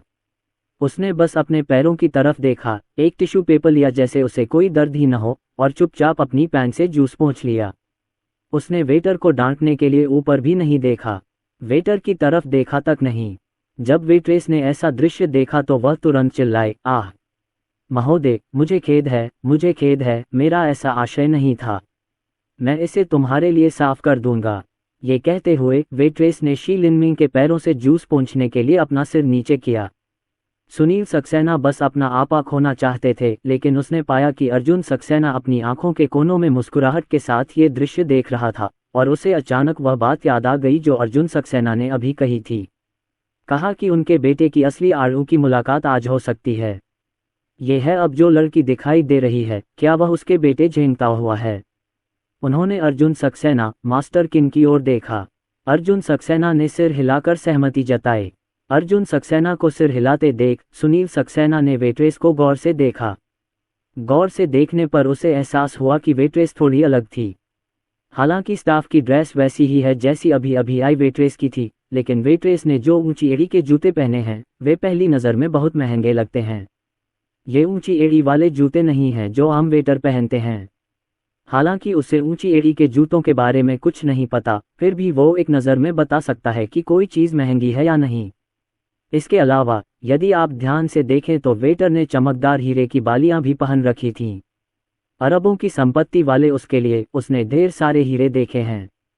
भले ही वह गहनों में पारंगत न हो, वह एक नज़र में पहचान सकता है कि वेटर ने कम से कम 1 कैरेट के डबल डायमंड इयररिंग्स पहने हैं जो असली हीरे हैं। इसके अलावा हेडबैंड और उस पर बिखरे ड्रिल भी वास्तविक ड्रिल हैं। ऐसा लगता है कि वह कोई साधारण वेटर नहीं है। सौभाग्य से अगर उसके बेटे को सचमुच कोई साधारण वेटर मिल जाता तो वह भी परेशान हो जाता। हालांकि यह अप्रिय होगा, मैं सहमत हूँ। कम से कम ये तांग जियान एयर की तुलना में बहुत अधिक मजबूत था, जिसे विकृत और धोखा दिया गया था। वेट्रेस अभी भी बहुत क्षमाप्रार्थी थी और शी लिनमिंग ने कहा कि यह ठीक है, इसलिए उसे इसके बारे में चिंता करने की आवश्यकता नहीं है। वेट्रेस अंततः उठी और अर्जुन सक्सेना और सुनील सक्सेना के सामने झुककर माफ़ी मांगी तथा गलती के लिए खेद जताया। सुनील सक्सेना ने कहा कि यह ठीक है। वेट्रेस चली गई। सुनील सक्सेना ने शी लिनमिंग की ओर देखा और फिर उसके पास अर्जुन सक्सेना से पूछने के लिए बहुत कुछ था, लेकिन इसके बारे में सोचने के बाद उसने अभी भी अपने विचारों को दबा दिया। आखिरकार अगर वह पूछेगा तो उसका बेटा निश्चित रूप से यह सुनेगा और जान जाएगा कि यह लड़की उसकी असली आड़ू फूल है और शायद उसके पास एक विद्रोही मानसिकता होगी। खाना जारी रखें। जब भोजन समाप्त होने वाला था तो वेट्रेस ने दरवाज़ा खटखटाया और अपने हाथ में एक जोड़ी पतलून लेकर अंदर आई। उसने पहले अर्जुन सक्सेना और सुनील सक्सेना को नमस्ते किया और फिर शी लिनमिंग से माफ़ी मांगते हुए कहा कि वह बाहर दुकान पर गई थी, लेकिन शी लिनमिंग के रंग जैसा कोई ट्राउज़र नहीं मिला। उसे बस मिलते जुलते रंग का एक ट्राउज़र मिला था और उसने एक साइज़ खरीद लिया था। शायद शी लिनमिंग को उसे पहनकर दिखाने दो। शी लिनमिंग ने हल्के से कहा, नहीं। सुनील सक्सेना को उम्मीद नहीं थी कि यह लड़की सचमुच पतलून खरीदेगी। लड़की ने जो पतलून पकड़ी थी उसे देखकर ऐसा लग रहा था कि उसका कपड़ा अच्छी गुणवत्ता का है, और उसके बेटे ने जो कपड़े पहने थे उनके हजारों टुकड़ों के समान ही है। लिनमिंग, चूंकि यह लड़की की दयालुता है इसलिए बाथरूम में जाकर कपड़े बदल लो। मैं तुम्हें बाद में रिसेप्शन पर ले चलूँगा। तुम्हारी पैंट पर निशान बहुत ज़्यादा आकर्षक और अश्लील हैं। ठीक है। शी लिनमिंग अब ऐसा कोई काम नहीं करते जिसमें दिमाग की ज़रूरत हो, इसलिए सुनील सक्सेना के बोलने के बाद शी लिनमिंग उठे और वेट्रेस के साथ बाहर चले गए। जैसे ही वे दोनों बाहर गए, सुनील सक्सेना ने तुरंत दरवाज़ा बंद कर दिया और अर्जुन सक्सेना से गपशप भरे चेहरे से पूछा कि क्या अभी जो लड़की देख रही है वह उनके बेटे झेंगता हुआ है। मास्टर किन, इस लड़की का व्यक्तित्व कैसा है? परिवार की स्थिति कैसी है? उस समय आपको स्वाभाविक रूप से पता चल जाएगा कि वह एक अच्छी लड़की है। ठीक है मास्टर किन, आपका बहुत बहुत धन्यवाद। मुझे पता है कि मास्टर किन को नक्काशी पसंद है और वह पत्थर और लकड़ी दोनों पर नक्काशी करने में माहिर हैं। अखरोट का ये जोड़ा जिस पर नक्काशी नहीं की गई है मास्टर किन को दिया जाएगा। ये कहते हुए सुनील सक्सेना ने एक उपहार बॉक्स निकाला और उसे खोला। उपहार बॉक्स सोने के नानमू से तराशा हुआ एक लकड़ी का बक्सा था। जब लकड़ी का बक्सा खोला गया तो उसमें लाल रेशम का बिस्तर था और बिस्तर पर 2 असली अखरोट रखे हुए थे। ये प्रामाणिक गोंगजी टोपी अखरोट की एक जोड़ी है। इतने बड़े अखरोट के टुकड़े ढूंढने में समय तो लगता ही है। अगर आप इन्हें खरीदने जाएं तो दाम बहुत महंगे होते हैं क्योंकि उत्पादन कम होता है। इसके अलावा अखरोट की यह जोड़ी, जो बड़े लड़कों की टोपी है, एक कठोर बनावट है और नक्काशी के लिए विशेष रूप से उपयुक्त है। यह उपहार सुनील सक्सेना द्वारा अर्जुन सक्सेना के लिए विशेष रूप से तैयार किया गया था। उपहार देने के बाद सुनील सक्सेना ने हेक्साग्राम से कहा कि इस बार वह उनके बेटे के लिए आड़ू के फूल गिने। 20,000, अर्जुन सक्सेना ने कहा, क्योंकि उसने सिर्फ जन्मतिथि की गणना की थी और शी लिनमिंग के असली आड़ू के फूल का पता लगाया था। ये सिर्फ संयोग था कि आड़ू का फूल आ गया था, इसलिए उसने ज़्यादा कुछ नहीं किया। जब मैंने पिछली बार पिताजी सक्सेना से बात की थी, तब से उन्हें पता था कि इस तरह का पैसा बहुत ज़्यादा नहीं लिया जा सकता। यदि इस हेक्साग्राम को पुनः 10 मिलियन प्राप्त होते हैं तो यह अनुचित है। जब मामले का प्रचार होगा तो इससे कुछ स्थानीय बड़े लोगों की ईर्ष्या और जलन उसे या उसके परिवार को परेशान करने के लिए आएगी, जो अच्छा नहीं है। भविष्य में उन्हें 8 वर्णों आदि के रूप में भी कम गिना जाएगा। इस बार शिलिनमिंग को आड़ू का फूल माना गया है, जो पिछली सूची की ही एक निरंतरता है, जिसमें एक शुरुआत और एक अंत है। 20,000, मास्टर किन, क्या ये बहुत कम है? सुनील सक्सेना अर्जुन सक्सेना को 50 लाख देने को तैयार थे। अर्जुन सक्सेना ने कहा, ये पिछले ऑर्डर का ही विस्तार है, 20,000 काफ़ी है। सुनील सक्सेना को पता था कि मालिक क्या बात कर रहे हैं, इसलिए उन्होंने ज़्यादा कुछ नहीं कहा और 20,000 रुपये उस खाते में ट्रांसफ़र कर दिए जो अर्जुन सक्सेना ने उन्हें पिछली बार दिया था। मेरे दिल में अर्जुन सक्सेना के लिए और भी अधिक सम्मान है। यदि यह वैसा ही है जैसा कि लियांग गुआंगलाई ने कहा, मास्टर किन के अपने नियम हैं जो उन मास्टर्स से पूरी तरह अलग हैं जो केवल पैसा कमाना चाहते हैं। सच्चे गुरु बनो। दिन के बाद सुनील सक्सेना ने अर्जुन सक्सेना को विदा किया और जब वह अर्जुन सक्सेना की कार की ओर बढ़े तो किसी ने सुनील सक्सेना को फ़ोन किया। सुनील सक्सेना ने पीछे मुड़कर देखा। Master Zhao. अध्यक्ष शी, क्या संयोग है। झाओ जिंगली आए और सुनील सक्सेना का अभिवादन किया। उसकी नज़र अर्जुन सक्सेना पर पड़ी और सुनील सक्सेना ने झाओ जिंगली से उसका परिचय कराया। ये मास्टर किन हैं। याद है मैंने पिछली बार आपको बताया था कि मेरे बेटे पर एक राक्षसी का साया है। मास्टर किन ने मुझे इस समस्या का समाधान निकालने में मदद की थी। जब उसने वीडियो देखा तो उसे राक्षस लड़की की पहचान का पता चला। मैं उस राक्षस लड़की, घर बदसूरत के बारे में बात करने के लिए बहुत शर्मिंदा हूँ। उसने ऐसा कहा, लेकिन फिर भी वह झाओ जिंगली को यह बताए बिना नहीं रह सका कि अर्जुन सक्सेना कितना शक्तिशाली था। उदाहरण के लिए, केवल राक्षस लड़की की जन्मतिथि देखकर और बिना मेकअप वाली राक्षस लड़की का वीडियो देखकर उसने गणना की कि राक्षस लड़की का जन्मदिन नकली था और राक्षस लड़की का जन्मदिन नकली था। अपने बेटे से बात करते समय 3 प्रेमी थे और राक्षस लड़की ट्रांसजेंडर थी इत्यादि।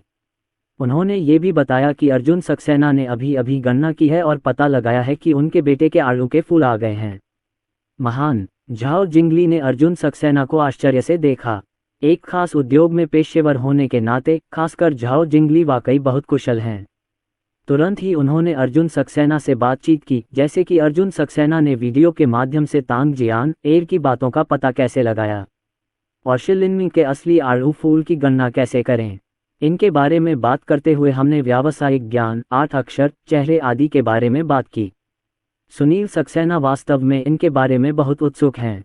शुरुआत में तो वह अभी भी समझ सकता था, लेकिन धीरे धीरे जैसे जैसे वह अधिक गहराई से बातचीत करता गया, वह भ्रमित होता गया। वह कई शब्द नहीं समझ सका, लेकिन यह एक पहाड़ की तरह लगता है। झाओ जिंगली ने अर्जुन सक्सेना के साथ बातचीत की और जितना अधिक वह बातचीत करता गया उतना ही अधिक उत्साहित होता गया, क्योंकि ऐसा व्यक्ति ढूंढना बहुत कठिन है जो समान विचारधारा वाला हो और विचारों पर बात कर सके। क्योंकि अधिकांश स्वामी धोखा खा जाते हैं या केवल किताबों में कुछ ज्ञान जानते हैं, लेकिन थोड़े से व्यवहारिक प्रभाव के बिना इसकी गणना करना अभी भी असंभव है।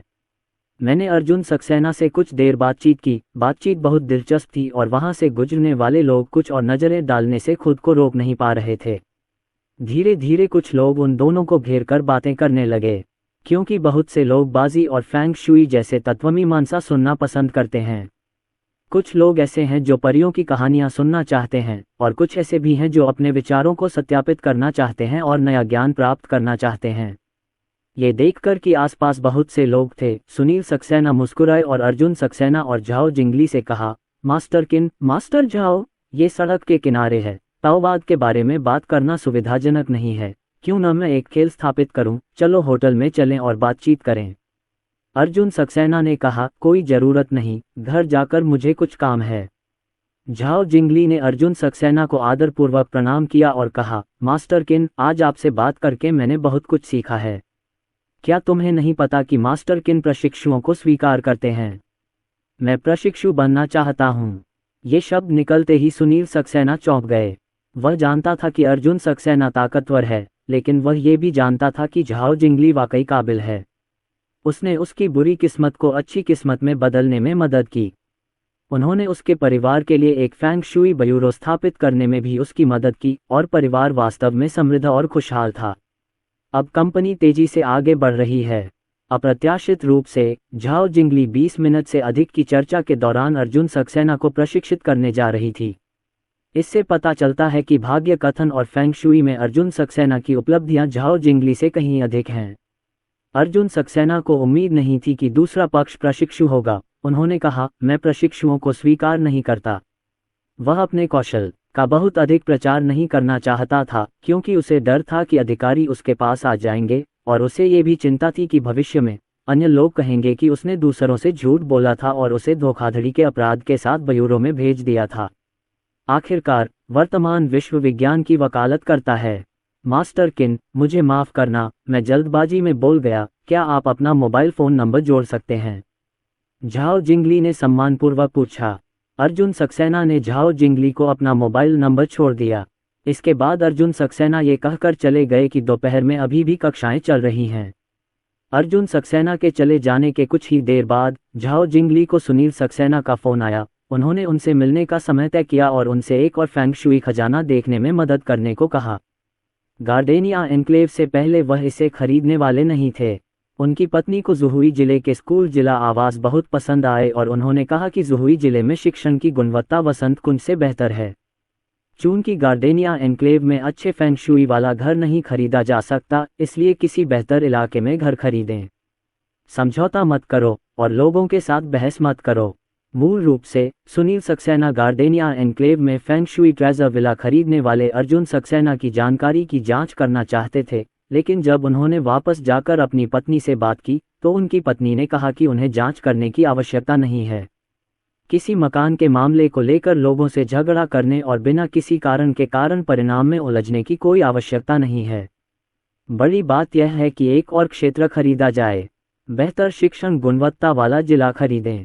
हाल ही में जब वे जुहुई जिले के कई प्रसिद्ध स्कूलों की जांच करने के लिए क्षेत्र में गए तो उन्होंने मध्यस्थ से पुष्टि की कि कई अचल संपत्तियां स्कूल जिला आवास हैं। फिर उन्होंने झाओ जिंगली को बुलाया। झाओ जिंगली ने फोन का जवाब देने के बाद सुनील सक्सेना से अर्जुन सक्सेना की सिफारिश की। क्योंकि अर्जुन सक्सेना के जाने के बाद उन्होंने सुनील सक्सेना से भी अर्जुन सक्सेना के बारे में बातचीत की और पता चला कि अर्जुन सक्सेना अभी भी एक कॉलेज का छात्र था और वह पहले भाग्य कथन और फेंग शुई में नहीं था, इसलिए उसने अर्जुन सक्सेना के बारे में कभी नहीं सुना था। आज जब उसने ये देखा तो उसे पता चल गया कि उसकी ताकत अर्जुन सक्सेना जितनी नहीं है। इसलिए मैं अर्जुन सक्सेना को बढ़ावा देना चाहता हूँ। इससे जहां अर्जुन सक्सेना की आय बढ़ेगी, वहीं इस क्षेत्र में अर्जुन सक्सेना प्रसिद्ध भी हो सकते हैं और भविष्य में और अधिक धन कमा सकते हैं। हालांकि जब सुनील सक्सेना ने अर्जुन सक्सेना को झाओ जिंगली से मिलवाया तो उन्होंने कहा कि यह मास्टर किन है और उनके पास अर्जुन सक्सेना का पूरा नाम नहीं है, इसलिए झाओ जिंगली ने भी अर्जुन सक्सेना को मास्टर किन के साथ चिन्हित किया। मास्टर किन, एक मास्टर जो मास्टर झाओ से भी ज्यादा शक्तिशाली है। हाँ, मैं तुम्हें मास्टर किन का संपर्क विवरण भेज दूंगा। तुम मुझसे संपर्क कर सकते हो और कह सकते हो कि यह मेरे द्वारा सुझाया गया था। वह तुम्हें फेंग शुई सिखाएंगे या नहीं, इसकी मैं गारंटी नहीं दे सकता। झाओ जिंगली ने कहा, ठीक है, मैं मास्टर झाओ का बहुत आभारी हूँ। सुनील सक्सेना ने उन्हें तहे दिल से शुक्रिया कहा, क्योंकि सामान्य परिस्थितियों में ये मालिक ऑर्डर लेकर अपना पैसा कमाते हैं और अपने साथियों की सिफारिश बिल्कुल नहीं करते। जब तक उनके पास ऑर्डर लेने का समय नहीं होता, वे ग्राहकों को अपने से भी बदतर साथियों की सिफारिश करते हैं। ऐसे घटिया साथी भविष्य में उनकी सूची नहीं चुरा सकेंगे। आमतौर पर ग्राहकों को बेहतर समकक्षों की सिफारिश न करें, क्योंकि इससे वे भविष्य में ऑर्डर स्वीकार नहीं करेंगे। हालांकि झाओ जिंगली उसे एक अधिक शक्तिशाली फेंग शुई गुरु की सिफारिश करने के लिए तैयार था, जो दर्शाता है कि झाओ जिंगली वास्तव में अपने ग्राहक को एक दोस्त के रूप में मानता था। मास्टर झाओ, जब मेरी मास्टर किन से मुलाकात होगी और मुझे कोई अच्छा घर मिल जाएगा, तो मैं आपको मास्टर झाओ के लिए एक बैग भी भेजूंगा। ये फेंग शुई के 2 भविष्य बताने वाले गुरुओं को मजबूत करने में उनके लिए बहुत मददगार होगा। इसलिए वह एक आदमी होने में भी बहुत अच्छा है। झाओ जिंगली की मंगनी को नहीं भूलेंगे। फोन रखने के बाद सुनील सक्सेना को झाओ जिंगली से अर्जुन सक्सेना का फ़ोन नंबर मिला। उन्होंने फ़ोन नंबर को एक नोटबुक में लिख लिया और फिर फ़ोन नंबर को अंक दर अंक दबाना शुरू कर दिया। फिर अचानक उसने कहा, अरे मैंने पहले भी इस नंबर पर कॉल किया था।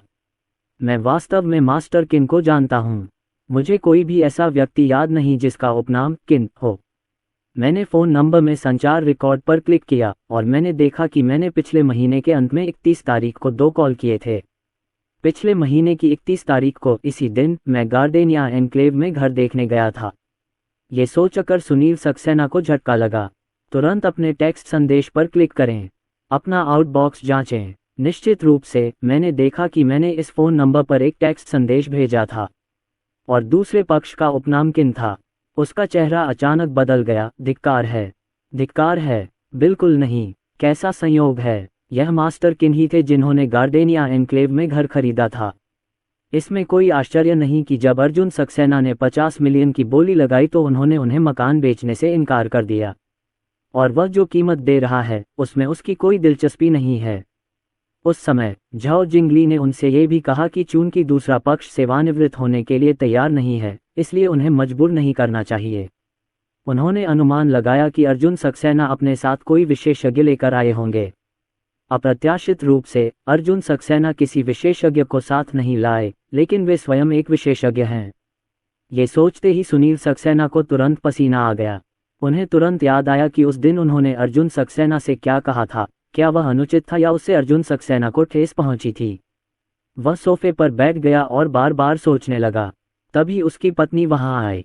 उसके माथे पर लगातार ठंडा पसीना देखकर वह चौंक गया और पूछा कि क्या उसकी तबीयत ठीक नहीं है। नहीं, मैं ठीक हूं। तो फिर तुम्हें इतना पसीना क्यों आ रहा है? ये है। सुनील सक्सेना की पत्नी वान जियाओयंग ने एक आईना लिया। सुनील सक्सेना खुद देख लें। तभी सुनील सक्सेना को एहसास हुआ कि उसे सचमुच बहुत पसीना आ रहा है। वान जियाओयंग ने तौलिया लेकर उसका ठंडा पसीना पोंछा और पूछा कि क्या हुआ और क्या उसकी तबीयत ठीक नहीं है। उससे मत छिपाना, सुनील सक्सेना ने कहा कि वह ठीक हैं, और फिर उन्होंने वान जियाओयंग को अर्जुन सक्सेना के बारे में बताया। उन्होंने भावुक होकर कहा कि यह सौभाग्य की बात है कि वान जियाओयंग ने उनसे कहा कि वे अर्जुन सक्सेना के विवरण की जांच न करें, किसी से मकान के लिए दुश्मनी न करें या किसी अन्य जिले में मकान न खरीदें। अन्यथा वह अर्जुन सक्सेना को पूरी तरह से अपमानित कर देगा। किसी ऐसे गुरु के लिए जो सचमुच भाग्य कथन और फेंग शुई जानता हो, अगर आप उसे सजा देना चाहते हैं तो आपको उसे मारने या खून देखने की ज़रूरत नहीं है, और न ही कोई गैरकानूनी काम करने की ज़रूरत है। थोड़ी सी कार्रवाई उसे जाल में फंसा सकती है। इस क्षेत्र के लोगों को नाराज नहीं होना चाहिए। वान जियाओयंग भी हैरान थी। अर्जुन सक्सेना तो मास्टर किन निकला। इसकी सिफारिश मास्टर झाओ ने की थी। मास्टर झाओ से भी ज़्यादा ताकतवर मास्टर। तो फिर ध्यान से सोचो, क्या तुमने उस दिन कुछ ऐसा कहा था जिससे मास्टर किन परेशान हो गए थे? सुनील सक्सेना ने वान जियाओयंग से कहा कि वह सिर्फ घर खरीदना चाहते थे, और उन्होंने अर्जुन सक्सेना से अच्छी आवाज में कहा। यद्यपि उसके मन में अर्जुन सक्सेना के कृत्य के प्रति गुस्सा था, परंतु उसने उसे अपने मन में ही रखा और चेहरे पर प्रकट नहीं किया। इसके अलावा आज उन्होंने झाओ जिंगली को फ़ोन किया और कहा कि वह अभी भी एक जिले में घर देख रहे थे। झाओ जिंगली को यह भी पता होना चाहिए कि उसने अर्जुन सक्सेना के घर को परेशान नहीं किया। क्या उन्हें अर्जुन सक्सेना के सामने उसकी बुराई नहीं करनी चाहिए? सुनील सक्सेना की बातें सुनने के बाद वान जियाओयंग ने कुछ देर सोचा और कहा, हम जिला बदलने के बजाय गार्डेनिया एनक्लेव में एक घर खरीद लेंगे। चूंकि मास्टर किन ने गार्डेनिया एनक्लेव में एक घर खरीदा है, इसलिए उस जमीन का फेंग शुई बहुत अच्छा होना चाहिए। मैंने पहले भी किसी से इसके बारे में पूछताछ करने के लिए कहा था। जियू गार्डेनिया एनक्लेव के डेवलपर फेंग शुई के मामले में बहुत भरोसेमंद हैं। जब उन्होंने इमारत बनाने के लिए जगह चुनी थी तो उन्होंने इसे देखने के लिए एक फेंग शुई विशेषज्ञ को खास तौर पर बुलाया था। सुनील सक्सेना ने पूछा, वह जिसे खरीदने से पहले मास्टर झाओ ने हमें देखने में मदद की थी। ठीक है, क्या मास्टर झाओ ने तुम्हें पहले नहीं बताया था कि उस सेट का फेंग शुई भी अच्छा है? बस वो सेट खरीद लो। गार्डेनिया एन्क्लेव के सिंगल फैमिली विला में ये दूसरा सबसे अच्छा फेंग शुई है, मुझे लगता है ये ठीक रहेगा, वान जियाओयंग ने कहा। सुनील सक्सेना ने कहा, क्या मास्टर किन के साथ एक ही समुदाय में रहना बुरा होगा? मुझे डर है कि वह मुझसे नफरत करेंगे। तुम बहुत सोचते हो, मालिक को तुम्हारी क्या परवाह? अगर तुम सच में नफरत करते हो तो तुम्हें बहुत पहले ही सजा मिल चुकी होगी। 11 दिन हो गए, क्या तुम्हारे पास कुछ नहीं है? घर और कंपनी सब ठीक है। और आपने ये भी कहा कि आपने मास्टर किन को नाराज नहीं किया। आप मास्टर किन को फ़ोन करके अपॉइंटमेंट ले लीजिएगा। हम उस समय उनसे मिलने के लिए कुछ उपहार लाएंगे, और उपहार बहुत महंगे होने की ज़रूरत नहीं है, वरना मास्टर किन सोचेंगे कि हमने उन्हें नाराज़ कर दिया है और हमसे दोस्ती कर लेंगे। मुझे लगता है कि शिष्टाचार ठीक होना चाहिए। ठीक है, मुझे कोशिश करनी होगी। सुनील सक्सेना ने पेट के मसौदे को अपने पेट में कई बार टाइप करने के बाद वान जियाओयंग से चर्चा करने के लिए उसे दोबारा पढ़ा। क्या ऐसा कहना ठीक है? वान जियाओयंग ने कुछ शब्दों को सही किया और इसे अंतिम रूप दिया। वह सीधे बैठ गए और अर्जुन सक्सेना को बुलाया, लेकिन अर्जुन सक्सेना ने कोई जवाब नहीं दिया क्योंकि वह पहले से ही कक्षा में था। इससे सुनील सक्सेना डर गए। कुछ ही देर बाद अर्जुन सक्सेना को सुनील सक्सेना का एक टेक्स्ट संदेश मिला।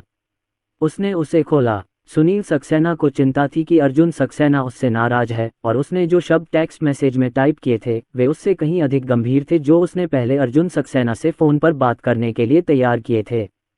टेक्स्ट संदेश पढ़ने के बाद अर्जुन सक्सेना को सुनील सक्सेना की याद आई, जो एक अमीर आदमी था और उसका घर खरीदना चाहता था।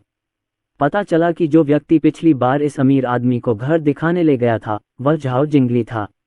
उन्होंने आज झाओ जिंगली के साथ चर्चा की और पाया कि झाओ जिंगली वास्तव में फेंग शुई और भाग्य कथन में कुछ पेशेवर ज्ञान रखती है।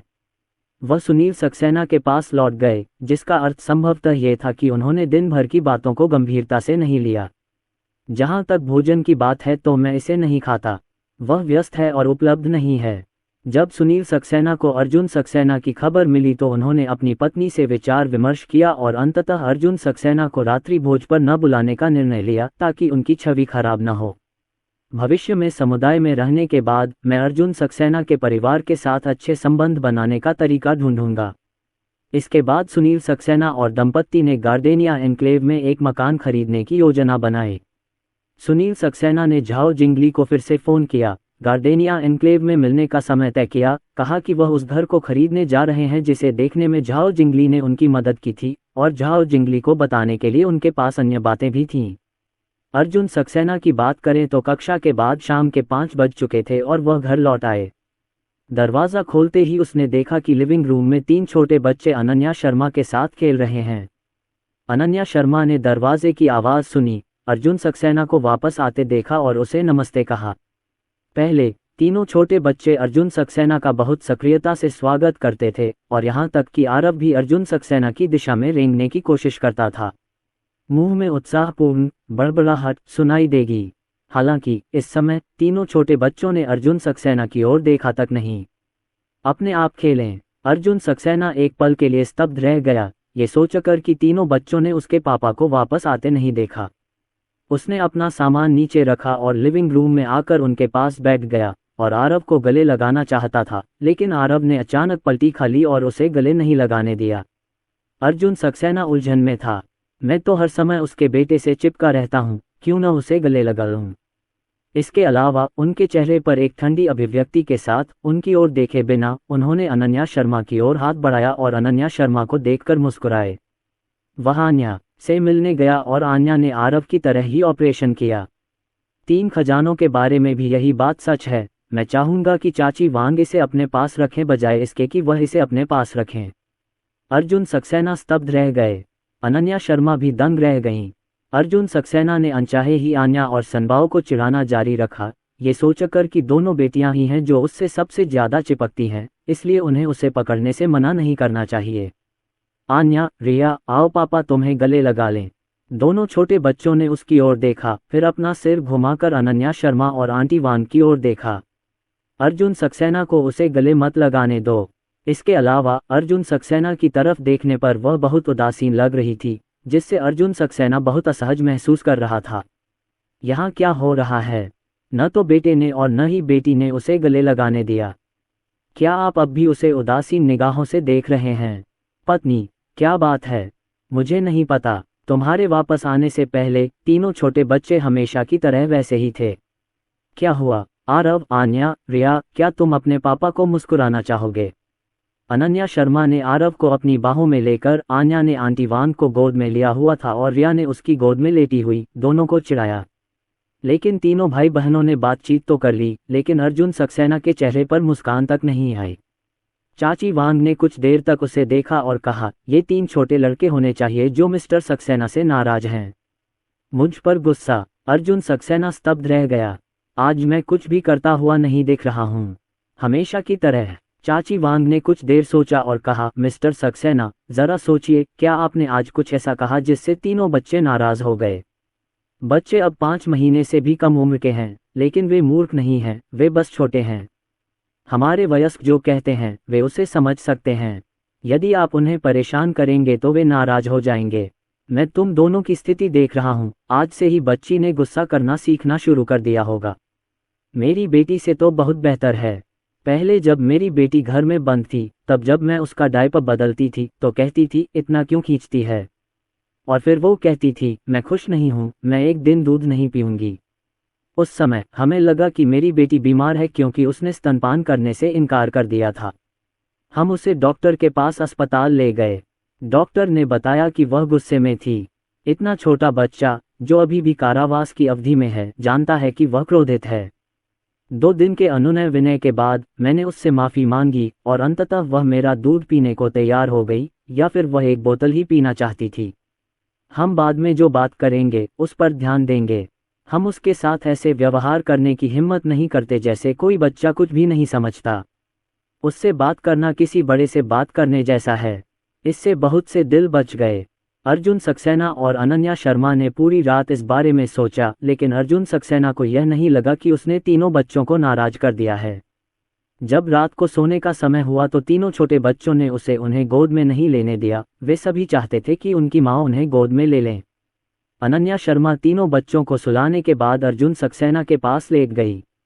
ये देखकर कि अर्जुन सक्सेना अभी भी आंखें खोले छत की ओर देख रहा है, उसने धीरे से कहा, पतिदेव सो जाए, नींद नहीं आ रही। बेटा और बेटी ने अचानक उसे नज़रअंदाज कर दिया और उसे बेरुखी भरी नज़रों से देखने लगे, मानो किसी प्रियजन से बिछड़ जाने का एहसास हो।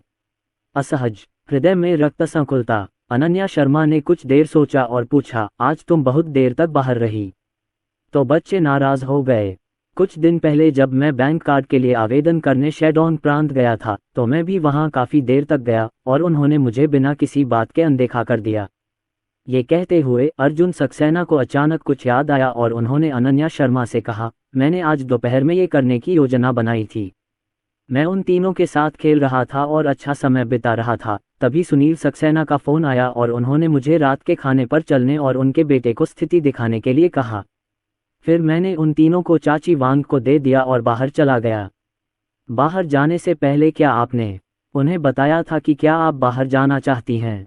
अनन्या शर्मा ने पूछा। अर्जुन सक्सेना ने सोचा और कहा, नहीं, मैंने अभी वांग आंटी से कहा है कि मैं दोपहर के भोजन के लिए बाहर जा रहा हूँ।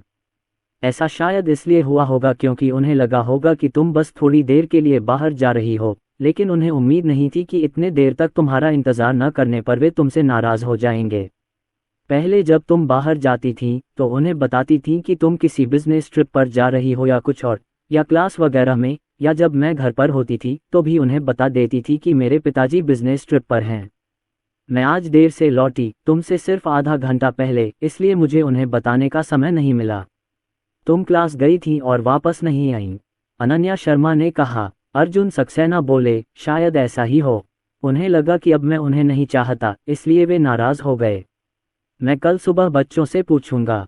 फिर बच्चों से माफ़ी मांगें और उन्हें बताएं कि अगली बार जब पिताजी बाहर जाएं तो उन्हें पहले ही बता दें, इत्यादि। पिताजी उन्हें नहीं चाहते थे। हाँ, अनन्या शर्मा ने सिर हिलाया। समस्या का समाधान सोचने के बाद अर्जुन सक्सेना को अंततः अधिक सहज महसूस हुआ और वह कल सुबह बच्चों से बात करने के लिए उत्सुक हो गए। वह मुड़े अनन्या शर्मा को अपनी बाहों में भर लिया और धीरे से पूछा, पत्नी, जब तुम गर्भवती थी तो क्या तीनों छोटे बच्चे तुम्हें अक्सर लाते मारते थे? आज आंटी वांग ने उन्हें बताया कि वास्तव में जब बच्चे अपनी मां के गर्भ में होते हैं तो वे भावुक होते हैं, क्रोधित हो जाओगे। उदाहरण के लिए, जब बच्चा भूखा होता है तो वह मां के पेट पर लात मारता है और मां को बताता है कि उसे भूख लगी है और उसे खाना चाहिए। मां को खाने दीजिए, वे भी पोषक तत्व अवशोषित कर लेंगे। एक बच्चा ऐसा भी है जो पूरक आहार खाना शुरू करता है। अगर उससे कहा जाए कि वह जो उबला हुआ कद्दू खा रहा है वह केक खाने जैसा है, तो बच्चा तुरंत अपना चेहरा बदल लेगा, चम्मच फेंक देगा और फिर कभी कद्दू नहीं खाएगा। अनन्या शर्मा ने कहा, शुरुआत में भ्रूण की कोई हलचल नहीं थी, फिर भी सब ठीक था। 17वें हफ्ते में भ्रूण की हलचल शुरू हो गई। शुरुआत में सब ठीक था, बाद में भ्रूण की हलचल बहुत ज्यादा होने लगी। मुझे हर वक्त लात मारो। विशेष रूप से गर्भावस्था की दूसरी तिमाही में जब एक पैर बाहर आता है तो पेट उभरा हुआ हो सकता है और सफाई का छोटा आकार देखा जा सकता है। उस समय मैं लगभग भयभीत हो गया था। मुझे डर था कि वे मेरे पेट पर लात मार देंगे। वे भी अपने पेट में लहरों की तरह घूमते रहते हैं। आखिरी चेकअप के दौरान तीनों की गर्भनालें एक साथ लपेटी गईं। सौभाग्य से सिजेरियन सेक्शन का विकल्प चुना गया, जिससे प्रसव आसान रहा। अर्जुन सक्सेना ने प्यार से अनन्या शर्मा के सिर को चूमा और मन ही मन कल्पना की कि अचानक उसके पेट में कुछ घुस गया और फिर उसने उसमें घूंसे, लातें और लौटने शुरू कर दिए। ये सोचकर उसे बेचैनी होने लगी। और अनन्या शर्मा में शिशु की हलचल तब से देखी जा रही है जब वह 17 सप्ताह का था। पूरी गर्भावस्था के दौरान कई महीनों तक न केवल मेरा पेट बड़ा था, बल्कि हिलना डुलना भी मुश्किल था, बल्कि समय समय पर मेरे पेट में 3 शरारती बच्चे मुझे लातें भी मारते थे। अनन्या शर्मा ने अर्जुन सक्सेना को गले लगाते हुए कहा, अब जब सभी बच्चे पैदा हो गए हैं तो मुझे नहीं लगता कि 3 बच्चों के साथ गर्भवती होना बहुत थकाऊ है। बहुत बहुत धन्यवाद प्यारे आरव, और उन्हें देखकर मुझे नहीं लगता कि सब कुछ मुश्किल है। अगले दिन सुबह सुबह अर्जुन सक्सेना अपने 3 छोटे बच्चों को धूप सेंकने के लिए बालकनी में ले गया। तीनों बच्चों में एक दूसरे के प्रति द्वेष था, इसलिए उन्होंने अर्जुन सक्सेना की उपेक्षा की और उसे गले भी नहीं लगने दिया। जब अर्जुन सक्सेना ने उन्हें गले लगाना चाहा तो उन्होंने मुंह फेर लिया। अर्जुन सक्सेना मन ही मन हंसा। बच्चे बहुत दिनों से नाराज थे। लगता है उनकी याददाश्त बेहतर हो गई है। चेहरे पर मुस्कान नहीं थी, क्योंकि वह ये सोच रहा था कि चाची वांग ने कल उनसे क्या कहा था कि बच्चे के साथ वयस्कों जैसा व्यवहार करें। उसने तीनों बच्चों को गंभीर भाव से देखा और कहा, आरव, आन्या, रिया, पापा कल दोपहर को अचानक बाहर चले गए। काम की वजह से अचानक बाहर चले गए। ऐसा नहीं है कि मुझे तुम नहीं चाहिए। पापा आपको नमस्ते कहना भूल गए। ये मेरे पापा की गलती है। अगली बार जब पापा लंबे समय के लिए बाहर जाएंगे तो मैं आपको पहले ही बता दूंगी, ठीक है? पिताजी पर गुस्सा मत हो। पिताजी को पहले से ही पता था कि यह गलत है। तीनों नन्हे बच्चों को अर्जुन सक्सेना की बात समझ में आ गई और अंततः उन्होंने अर्जुन सक्सेना की ओर देखा और उनकी आंखें अब उदासीन नहीं रहीं। अर्जुन सक्सेना ने आरव को गले लगाया और आरव ने आज्ञाकारी होकर उसे गले लगाने दिया। फिर उसने आरव को नीचे उतारा और आन्या और रिया को फिर से गले लगाया। पहले रिया ने उसे देखकर मुस्कुराया। ये देखकर कि छोटी बेटी ने आखिरकार उन पर मुस्कुरा दिया, अर्जुन सक्सेना को ऐसा लगा जैसे उनके सिर पर छाई धुंध तुरंत छट गई हो। पूरा व्यक्ति तरोताजा हो जाता है। आरामदायक। वह भी हंसा। चलो पापा तुम्हें धूप में ले चलेंगे, चलो थोड़ी देर धूप में बैठेंगे और पापा तुम्हें नहाने ले चलेंगे। जब अनन्या शर्मा जागी तो उसने देखा कि अर्जुन सक्सेना पहले से ही लिविंग रूम में 3 छोटे बच्चों के साथ खेल रहा था और तीनों छोटे बच्चे अर्जुन सक्सेना के साथ खेल रहे थे और बीच बीच में हंस रहे थे। ये दृश्य देखकर अनन्या शर्मा एक झटके में दीवार से टिक गई। अर्जुन सक्सेना की ओर देखा और मुस्कुराते हुए पूछा, पतिदेव, आपने ये कौन सी तरकीब अपनाई? अर्जुन सक्सेना ने तीनों नन्हे बच्चों को बताया कि उनकी मां जाग गई हैं और वह अपनी मां से कुछ देर बात करने चले गए, उन्हें वयस्कों की तरह समझाते हुए, तथा उनके सामने अनन्या शर्मा को इस बारे में नहीं बताया। छोटे बच्चे को नमस्ते कहने के बाद अर्जुन सक्सेना अनन्या शर्मा को वापस कमरे में ले गई और उन्हें बताया कि सुबह उन्होंने बच्चों के साथ गलती की थी और वे वास्तव में नाराज थे क्योंकि उन्होंने कल काफी देर तक उन्हें नमस्ते नहीं कहा था और अभी भी सामूहिक रूप से गुस्सा है। यह अनुमान लगाया जाता है कि उन्होंने बच्चों की भाषा में बातचीत की और मेरे पिता पर एक साथ गुस्सा किया, ताकि मेरे पिता को पता चले कि वह भविष्य में लंबे समय तक बाहर रहेंगे और उन्हें नमस्ते कहेंगे, न कि वह उन्हें नहीं चाहेंगे। अनन्या शर्मा ने कहा कि जब भविष्य में बच्चा होगा तो अर्जुन सक्सेना उसके साथ ऐसा नहीं कर सकेगा। क्या बात है? अर्जुन सक्सेना ने पूछा। बस मैं नहाने चली गई। अनन्या शर्मा का चेहरा लाल हो गया और वो पलटकर बाथरूम में चली गई। अर्जुन सक्सेना ने अपनी पत्नी के शर्मीले चेहरे को देखा और फिर सोचा कि अनन्या शर्मा उन दोनों के बीच सेक्स के बारे में बात कर रही है। खैर, वास्तव में आपको बच्चे से दूर रहना होगा, और भले ही आपको यकीन हो कि वे सो रहे हैं, आप उनके कमरे में कुछ भी नहीं कर सकते, क्योंकि वे अचानक जाग सकते हैं। भविष्य में हमें ध्यान देना होगा और इन 3 छोटे बच्चों के साथ वयस्कों जैसा व्यवहार करना होगा। जब मैं अपनी पत्नी के साथ 2 व्यक्तियों की दुनिया में रह रहा था, तो मुझे चाची वांग से तीनों छोटे बच्चों को ले जाने में मदद करने के लिए कहना पड़ा। शनिवार को अनन्या शर्मा ने प्रिया मेहता को शॉपिंग के लिए बुलाया। अर्जुन सक्सेना घर पर मूर्तियां बनाते हैं और खाली समय में बच्चों के साथ बाहर जाकर खाना बनाते हैं। बाकी समय आंटी वांग बच्चों की देखभाल करती हैं। प्रिया मेहता ने अनन्या शर्मा को अकेले आते देखा तो मुस्कुराकर बोले, इन्हें अकेले बाहर आते देखना बहुत कम होता है। क्या खरीदने जा रही हो?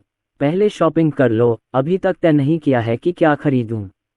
अनन्या शर्मा ने कहा। जिस स्थान पर दोनों ने मुलाकात की वह मुंबई का सबसे समृद्ध शॉपिंग मॉल है। प्रिया मेहता ने पूछा कि इसे किसके लिए खरीदना है। अर्जुन सक्सेना के लिए। अर्जुन सक्सेना के लिए कपड़े खरीदें। अनन्या शर्मा ने सोच में पड़कर कहा, अभी तो सोचा नहीं है। तुमने कपड़े खरीदने की बात कही थी। चलो, तीसरी मंजिल पर कपड़ों की दुकान पर चलते हैं और कपड़े देखते हैं। प्रिया मेहता ने मुस्कुराते हुए अनन्या शर्मा से पूछा कि वह अचानक अर्जुन सक्सेना के लिए कुछ क्यों खरीदना चाहते हैं। अनन्या शर्मा ने आखिरकार यह बात कह ही दी, क्योंकि अर्जुन सक्सेना अपना जन्मदिन मनाने जा रहे थे। हालांकि अर्जुन सक्सेना का 20वां जन्मदिन बीत चुका है और इस साल उनका 21वां जन्मदिन है, फिर भी वह अर्जुन सक्सेना के लिए एक विचारशील उपहार चुनना चाहती हैं। प्रिया मेहता मुस्कुराईं और बोलीं, पता चला अर्जुन सक्सेना का जन्मदिन तुम्हारे परिवार का जन्मदिन होगा। चलो, पहले बात करते हैं। तुम किस तरह के पुरुषों के कपड़े ढूंढ रहे हो? मैं तुम्हें महिलाओं के कपड़े दिखाने ले चलती हूँ। महिलाओं के कपड़े? जब वह आएगा तो आपको पता चल जाएगा। अनन्या शर्मा ने प्रिया मेहता के चेहरे पर लहरदार मुस्कान देखी और हमेशा महसूस किया कि यह अच्छा नहीं है, लेकिन प्रिया मेहता ने पहले ही उसका हाथ पकड़ लिया था और प्रिया मेहता उसे दूर ले गई थी। जाइए और देखिए प्रिया मेहता के पास क्या अद्भुत उपहार हैं। क्योंकि पिछली बार जब उसका जन्मदिन बहुत बड़ा था तो अर्जुन सक्सेना ने उसे एक बड़ा सरप्राइज दिया था। इस बार वह भी अर्जुन सक्सेना को एक बड़ा सरप्राइज देना चाहती थी। यदि उपहार बहुत साधारण है तो आश्चर्य की भावना बहुत कम होगी, इसलिए वह भी एक विशेष उपहार देना चाहती थी, लेकिन वह अकेले इस बारे में नहीं सोच सकती थी। इसलिए मैंने विशेष रूप से प्रिया मेहता को बुलाया ताकि वे स्टाफ ऑफिसर के रूप में मेरी मदद कर सकें। जब अनन्या शर्मा प्रिया मेहता के पीछे उस स्टोर में गई जहां प्रिया मेहता उसे दिखाने ले गई थी, तो उसका छोटा सा चेहरा एकदम से लाल हो गया। उसने दोनों हाथों से प्रिया मेहता की बांह पकड़ ली, अपने होंठ काट लिए और फुसफुसाते हुए कहा, जाओ बाहर जाओ, मत देखो। ये स्टोर निकला। मज़ेदार दुकान, इसमें बहुत सारे सस्पेंडर्स हैं और वे सभी बहुत। क्या बकवास है। उसने उसे देखा और महसूस किया कि उसकी आंखें जल रही हैं।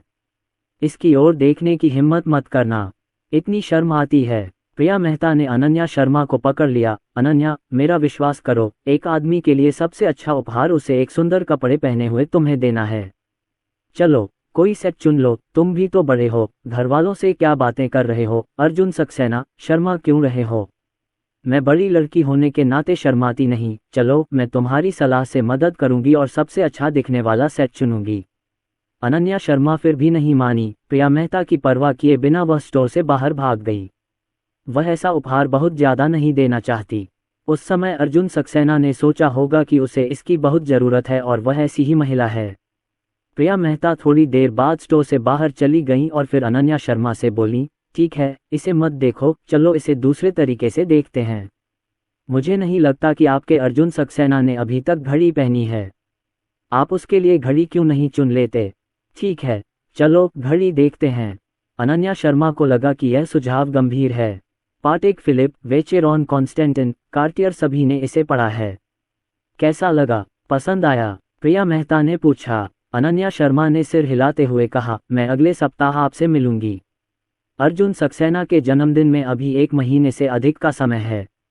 अर्जुन सक्सेना के लिए जन्मदिन का उपहार तैयार करने के लिए उनके पास पर्याप्त समय है। तीनों दुकानों की घड़ियों को देखते हुए सुबह 9 बजे से दोपहर 12 बजे तक अनन्या शर्मा ने प्रिया मेहता को रात के खाने पर आमंत्रित किया। जब प्रिया मेहता और अनन्या शर्मा उस छोटे से नूडल रेस्टोरेंट में बैठी तो उसने कहा, अनन्या, बॉस सू, आप लाखों डॉलर लेकर चलती हैं और ये छोटा बच्चा सुबह सुबह आपके साथ सड़कों पर घूमता है, तो प्लीज़ पूछिए कि क्या मैं 12 रुपये में एक कटोरी नूडल्स खा सकती हूँ? आप मुझे हैदिलाओ हॉट पॉट नहीं खिला सकती। अनन्या शर्मा ने प्रिया मेहता के सामने मेन्यू रखा। अभी उद्यमिता के दौर में मेरे पास पैसे नहीं हैं और मैं बहुत गरीब हूँ। मैंने तो पापा से भी कहा था कि कुछ इन्वेस्टमेंट करवा लो, वरना अगर हम नहीं खाएंगे तो तुम अपनी माँ के घर जाकर खाना खाओगी। इससे 24 रुपये और बचेंगे। वह एक अच्छा विचार है। इतना कहने के बाद अनन्या शर्मा सचमुच उठकर बैग लेकर जाने को हुई। प्रिया मेहता ने झट से उसे पकड़ लिया। मैंने आपकी सेवा कर दी है। जब मैं रात के खाने के लिए अपनी माँ के घर वापस जाऊंगी तो मेरा पेट इतना भूखा है कि मैं कुड़कुड़ा रही हूँ। ये खाओ और यह खाओ। आप बिजनेस शुरू करने के लिए क्या कर रहे हैं?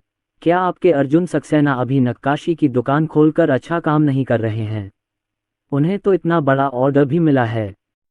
स्टोरी पसंद आए तो like, comment, share and channel को सब्सक्राइब करो और इसी तरीके का बेहतरीन कंटेंट के लिए हमारे टेलीग्राम ग्रुप को ज्वाइन करो।